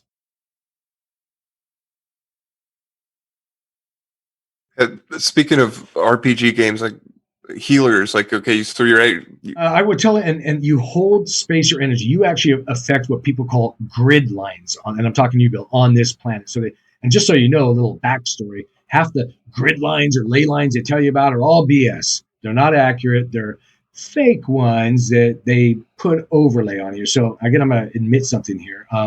So a group they call the Illuminati. So believe it or not, I've actually been recruited 3 times this year alone by them. And I laugh at them. It's unbelievable. I have notes on Facebook where they come through. Most people think, oh, that's some fake story that people attach a name to, blah, blah, blah. No. Just so, in case you didn't already know, it's an actual group. I'm sure, and I have I'm pointing at the couch over here. Straight up medical doctors and scientists. Well, he used to run the University of Washington, a physicist. Come in here, get their psychic reading or healing from me to size me up, see if I'm legit. And let's just say there's just no question. So then all of a sudden I get contacted with this, that, and the other. But because I'm about love, I don't need money. Why do I need a bunch of zeros in a bank account? I have no use for that. I have use for happy people around me and good feelings. So when I work from that space and I gift what we call shungite honey and lots of other things, well, I know somebody's going to do an energy exchange and buy some rock or crystal from me online to help me pay the bills in here to keep us going. So I don't have to play those games with those guys. So back to you, Bill, what you are, and you're going to draw attention. If you are angry or in a loving feeling and you walk through a room, you actually affect energies around you. So they call them different things, energy holders, grid holders, but you're an energy worker is what it is, where, again, Adam, healing, loving physical frequencies, you make them cohesive. You help people align to themselves so they heal themselves, where Bill, and which is why you guys are such a great combo on this radio show, because you're doing a whole lot more than I think you know, which is awesome from my perspective. You're holding, Bill, again, holding the space, so it's a team effort, and it takes both. So Adam can scream love all he wants, but if there's nothing there or energy to hold the space, it doesn't go anywhere. So there's a reason you guys are a team on the etheric level. Awesome. By the way, you had a past life together. This isn't you may or may not know that, but well, again. No, that's the funny thing is that's the one that's like one of those core truths I know. It's like when people feel familiar and energies feel familiar, just remind myself that energy isn't created or destroyed and cycles exist. And I know through remote viewing that time is an illusion from personal experience just on that level. So when I put those three together, yeah, I feel it. I start to see patterns where it's like, all right, well, this is an energy that I want to try to nurture and continue to interact with because I love it. And yeah, I'm glad you see that because it's one of those like, no, it's not something you just open. It doesn't often interject itself into a conversation. No, it doesn't. Yeah, and it's limited perspective with others. It's hard to talk about some of these things, kind of thing. But and then you're both. They'll call them natural or earth energies. So big animal energies to you guys. So that elementals. Big time. All of that. Anything down in this realm. They'll think Earth and the entities on it are one radio station. Well, if I turn on a radio in my office here, I can jump to country music. I can jump to blues, pop, whatever. Dimensions, frequencies. That's all they are. It's all here all the time. It's a matter of focus and things. So that's why you guys work well together. Again, Bill holding the environment or this frequency in this universe. And then Adam, you're, again, loving building energy. And there's no better or worse, by the way. It's a team effort. We need both of them. And then Bill, actually, your significant other, she's a healer as well, by the way. Lots of energy going on her. So she's probably got like one of those people that have about 6 thoughts happening all at once and then can take them really far. So, yeah, I was going to say, I mean, I don't want to take up all of your time tonight, but like, I know you do sessions remotely. So like sometime I'd like to get her and and you can do as many people as you want. Yeah. And I can do them remote Skype. They can be scheduled on mysticalwares.net's website. And I do a lot of crazy stuff. I've only admitted probably half of it here. But also I insist, and not that you guys have an issue, I insist on using part of the sessions to teach you to fish, not just give you a fish. And again, with you two, it's easy because you're wanting to learn to fish, and you know what I'm talking about. Oh yeah, I'd rather learn to fish, man. I'll find a better spot than you know. I'll get a better fish. It's a whole lot more fun. I'm not Miss Cleo. Don't come in here and say, "Hey, Miss Cleo." I wish you were Miss Cleo. I loved her. I'm kidding. I did love her though. I know she's hilarious. Yeah, but I'm not Mr. Cleo. But I'm going to teach you to fish. Yeah, so then you'll have an effect. And then I know you're going to come back and want to learn more. And then you're going to teach me something. We all benefit. Yeah, I love it. It's good to be selfish. I often tell people that. It's like sometimes just admit to being selfish because there's the flip side of that coin. You know, it goes both ways. Mm-hmm. And then it feels good when you give. And it's like, oh, well, hey, I can have both. That's kind of cool. You can. And if you give, you're going to receive. That's how we do it. Exactly. Mm-hmm. So what did you have tips and tricks for grid holders and healers? Yeah, yours. No, that's good. Good question. It's for both of you on this one. So you may have heard the whole take a salt bath sort of deal. Well, a little bit of twist on that. Don't get stuck on the name, but Dead Sea salt. Ooh, I do Epsom salt often. So Epsom salt's not bad. Pink Himalayan salt's not bad. But long story short, there's a mineral, which is a frequency in Dead Sea salt. And we sell it on our website, but you can buy it on Amazon, the Dead Sea salt. And then get it in your bath. And there's not just a bath. So while you're in that high salt environment, remember, that's when you want to do your woohoo. So the electrons or salt connects our energy bodies to the etheric. That's your woohoo. So while you're in the hot bath of salt, use your emotions and energy, your manifestation, what we've been talking about, abilities. That's the environment you want to be in to have an effect. So you that are grid holders, Bill, and things like that, do your woohoo work in the high salt environments. I mean, you go jump in the ocean if it's warm enough, or get, again, those minerals in the bath. And if you don't have a bathtub, you can get salt, get in the shower, get wet, put salt on your hands, just rub it around. You want the electron exchange. So I can go all physics here as well, because I'm a science guy as well. You want the electron exchange between the dimensions, and that high salt environment mixed with emotions moves that energy. So Bill, if you find an area, or let's say somebody tells you, well, it's heavy area or anxious, or that's just a bad feeling, you clear yourself first using your the tools and tips we've been talking about, using your mind, your thoughts, and then a little booster, get in the bathtub. So And then do your energy work from that perspective. So see it clear, imagine it clear, things like that. It's really, again, your imagination really matters. It's literally 90% of the universe. So don't think, well, I'm just thinking it. Well, yeah, just think it and then feel it. And that's how you manifest. So the thinking is the drawing, and then the feeling or emotions are the filling in of what you're trying to manifest. So think about clearing energies or environments, Bill, or areas, and then just see it a better place. So let's say you work at, let's make something up. You work at Denny's or whatever.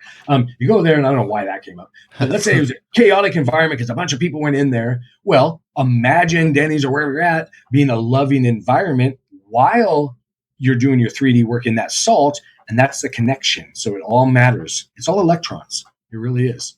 It's an electric universe. Yeah.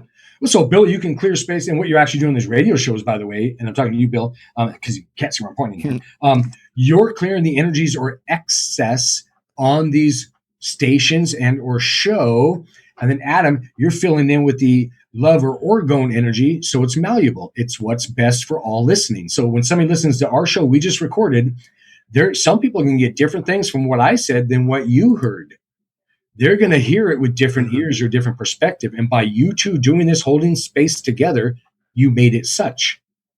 That's how it works. I know it's kind of a hard thing to wrap your head around. No, it makes sense to me. I've been obsessed with this idea that, we exist in the space between us. So, if there's more of us creating a different space, there's different ways that the frequencies bouncing and interacting. And so just from a visual perspective and that, it makes sense to me that, you can get the right tuning forks in the room to get that third binaural beat, if you will. No, that's good. And then shungite, which is some of these black bracelets I'm wearing and stuff, removes those excess energies. So that's what I'm saying before I forget again too. And if, Adam, you don't have my email, Bill, can you give it to him? And then you guys send me your shipping addresses, whatever that is, and I'm going to hook you up with some Sweet, special very gifts. cool. I actually tumble. I'm going to show you really quickly here. So that's shungite, but I tumble it in, and that's a pure silver bar. I know you can't quite tell. And I work with a physicist on this, Dr. Richard Allen Miller. You may have known him. He's actually quite famous online. He's a good friend of mine. And he used to run the physics lab at University of Washington.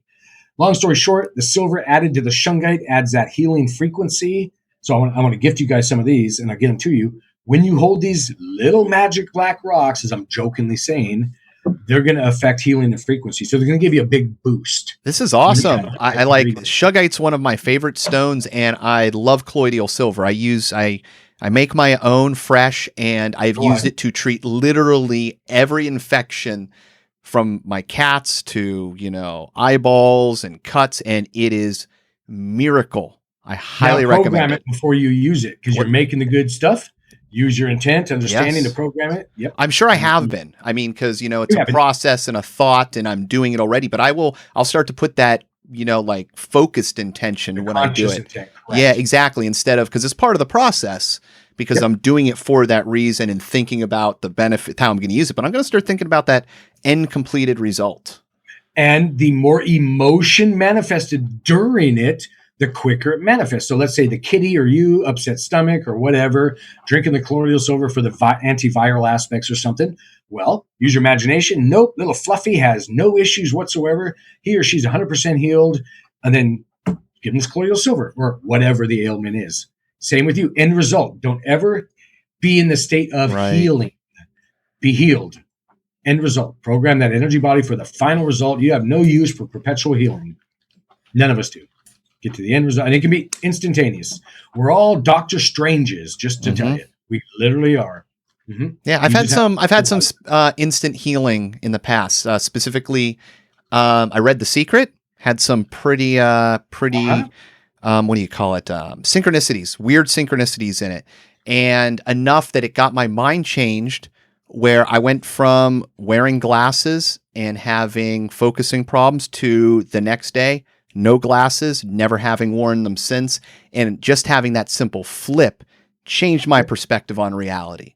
The fact that, through reading these texts, it got me to, for a moment, believe through these synchronicities that happened while I was reading it, that I could do this.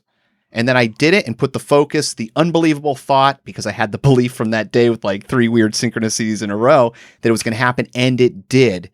And, I won't, not that it matters what I believe, but I don't, the modality of the book, The Secret, all of it doesn't attune to my way of thinking, but it was such an integral thing. It got me to that state, and I am forever grateful for that moment. But that's kind of how reality is, right? It's gonna find you through any way, no matter what. And then take what syncs with you or resonates and leave the rest behind. And isn't that great? Because that's, if we really all are just fractals of this existence, then yeah, you need to take the pieces that matter. And we are all creators, so we need to make it something better. There is no right or wrong.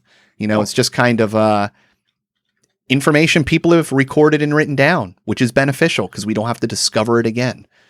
Yep, no, exactly. And then share, and we all benefit.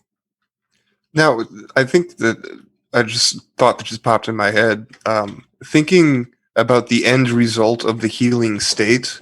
Like, is that important? Because it otherwise, thinking about the process of being healed, like that transition process, that liminal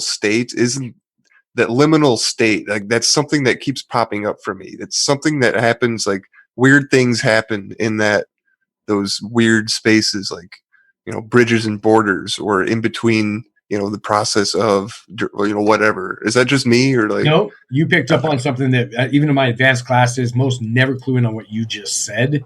Yes, space between the lines. So I would suggest decide. That's why I say, well, don't do the whole perpetual healing thing. Get to the end result. So there's no fluff or woohoo in there for misconceptions and yes, there are other, and I'm pointing up, other entities, good, bad, and indifferent in our reality. And they can have an effect. So because you are both energy workers, let's just say you're the fancy fish in the aquarium, so others are watching you, and they're going to, pay attention to you. I'm actually ex-military as well, so I was in the physical U.S. Army, but I'm also what's called Secret Space Program. A lot of people don't know what that is, but I was in there too. And that's a lot of woohoo stuff. If you get bored, Google that later. We have a whole another Space Force. And I was part of that too on Think Out of Time. And there's several of us here that are here now realizing it and recognizing, wake up during it. So there's lots of things. So it's those in between spaces of time to where you can actually step out of, and they call it 20 and back. Sounds odd, but you can be stepped out for, in this case, 20 years, put back into this reality, and all of a sudden I'm back into my normal 3D family. There's a reason why when I was in the U.S. Army, my captains and colonels would take me to, and I lived in Germany for 4 years in the military, they would take me to Hitler's bunkers, his underground caverns and trains, just to see what woohoo Derek would experience and or see. Because I'd done different things out of time. Again, a whole another conversation and radio show, but that's all possible. And that brings us to the in-between spaces that you were talking about. Yeah. Yeah. So be leery of, just get where you're going. And if you stay too much in the middle, well, I hope you worked on yourself so you have the understandings, the armors, be in a love frequency. So when you encounter, let's say it's even something they call an ET in a spaceship or something like that, and those are real, well, you only want to interact with them if they're in frequency with you. So knowing those etheric tricks, like the etheric armoring I was talking about, doing that will keep negative entities out of your life. Yeah, you kind of nailed on it. I love that trickster aspect of reality. It's the between the light and the dark, between the truth and the lie. There's some core string of reality there. And you can't take life too seriously, because if you start focusing on the rules and definitions and things too much, you lose that slippery creative aspect that rides in between. Yeah, there are no rules. You only have rules if you decide to put them on yourself. So when you do remote viewing, do you limit yourself to the 2 blocks around your house? I wouldn't think so. Well, then who says you can't go to the next universe? And if and I'm going to tell you, they're the strand of a DNA, the double helix, there's a reason for that. So just use your imagination, think other in the multiverse. Well, now you have access to other universes. You just have to have the understanding. Yeah, exactly. I like to think of it as infinite information, and you just have to know how to connect. You got to figure out how to get your interface in. So, once you figure out my web browser, where do I go? What website do I go to? I just have to know where to go. But until I do that, I can't figure it out until I know the destination. Well, another suggestion, be open. So you talked web browser, internet. Now, I would say before you go anywhere or download anything, let's work with that terminology. Yeah. Run it through your firewall or virus scanner, your heart chakra. It's a decision. So talk to yourself. Any input I get on this metaphysical journey or meditation moment or ayahuasca trip I'm going on, whatever the heck the deal is, I want it to process through my heart chakra and only be in alignment with me. That keeps the BS out. Is what your firewall or virus scanner is a way to think about it. Run it through your heart. We exist in our heart field, not our cholesterol sac we call a brain.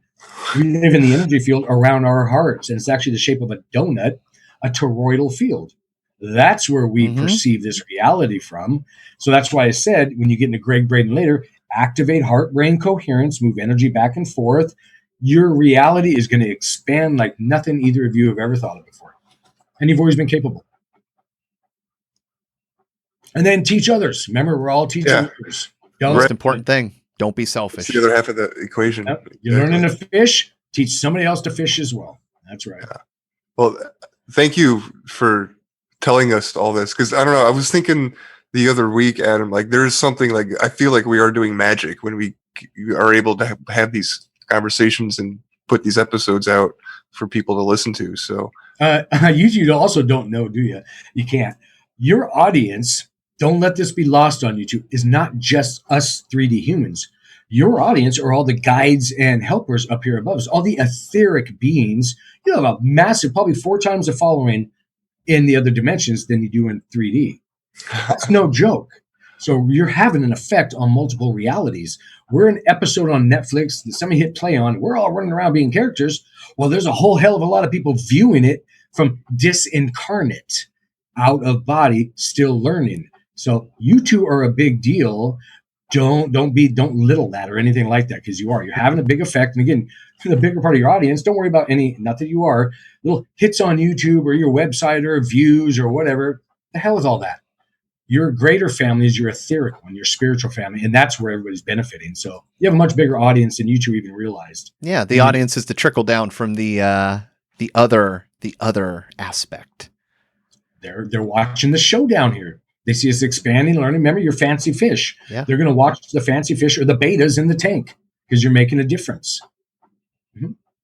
Well, Derek, man, that was awesome. It was really awesome having you on, man. This has been one for the books. I really, really enjoyed this one. I appreciate you both too. No, I do appreciate that. Yeah, and we'll be in touch in the future for sure. Yeah, absolutely. Awesome. Yeah, do that. We'll give you a heads up. We'll give you a heads up before release. Absolutely. And then we'll send you our shipping address, and then I'm going to set up some kind of session later. Okay. Whenever you're ready and comfortable, no problem at all. And I'm going to hook you up with all kinds of goodies in the boxes. So don't be shy if you need to email me back saying, "Hey, what the heck is this thing?" I'm going to tell you. So Sweet. Looking forward to it. I very, very synchronistic to find somebody else that loves Shugite. To me, it's one of those stones that just doesn't seem to get that love or attention that the sparkly pretty ones. Yeah, I know. Yeah, it's a little dirty and black, but it's more powerful than most of them. It really is. Yeah. Well, I appreciate you both. Thank you for having me on too. Yeah, Derek, we'll be in touch, and look forward to it, man. Thanks. All right, you guys have a great night then. Same for you, too. Derek. Happy Thanksgiving. Yes. Thank you. You too.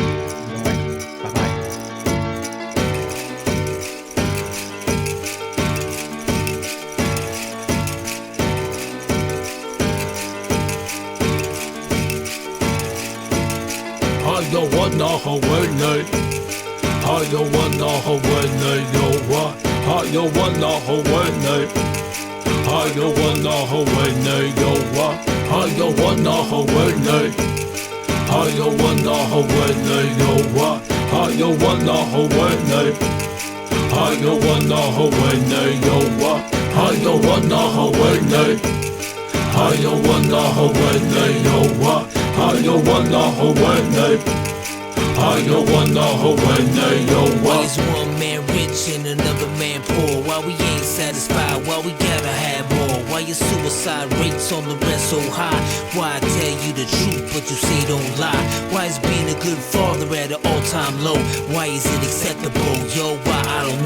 she blame him and he blame her, it's useless. Ask yourself this question, why you making excuses? Why do parents gotta bury their kids? Why we text and drive, not caring how scary it is? Why it's so hard to forgive and leave the past behind? And if you did, then that's divine. Why don't you help your brother when you see him fall? Why do we act like God don't see it all? Why do we call them black, them white, them Asians and use labels? Now that's racism. I don't wanna Hawaii. I don't wanna Hawaii. Why? I don't wanna Hawaii. I don't wanna Hawaii. Why? I don't wanna Hawaii. I don't wanna Hawaii. Why? I don't wanna Hawaii. I don't wanna Hawaii. Why is there innocent people locked up for life, while some people can't say nothing nice? Why do we always gotta question what all of it means? And why won't you follow your dreams? Tell me why. That night when you took my dad, why'd you let me see my grandpa cry? And tell me why. And why do you choose to hide, even though you was born to fly? And tell me why. And why don't we turn from all the hate? And why don't we learn from all mistakes? Why do I keep on wrecking these fat beats? And teachers don't make more than professional athletes? And why? And why? And why? And why? And why? And why? I don't wanna Hawaii. I don't wanna Hawaii. Why? I don't wanna Hawaii. I don't wanna Hawaii. Why? I don't wanna Hawaii. I don't wanna Hawaii. Why? I don't wanna Hawaii. I don't wanna Hawaii. Why?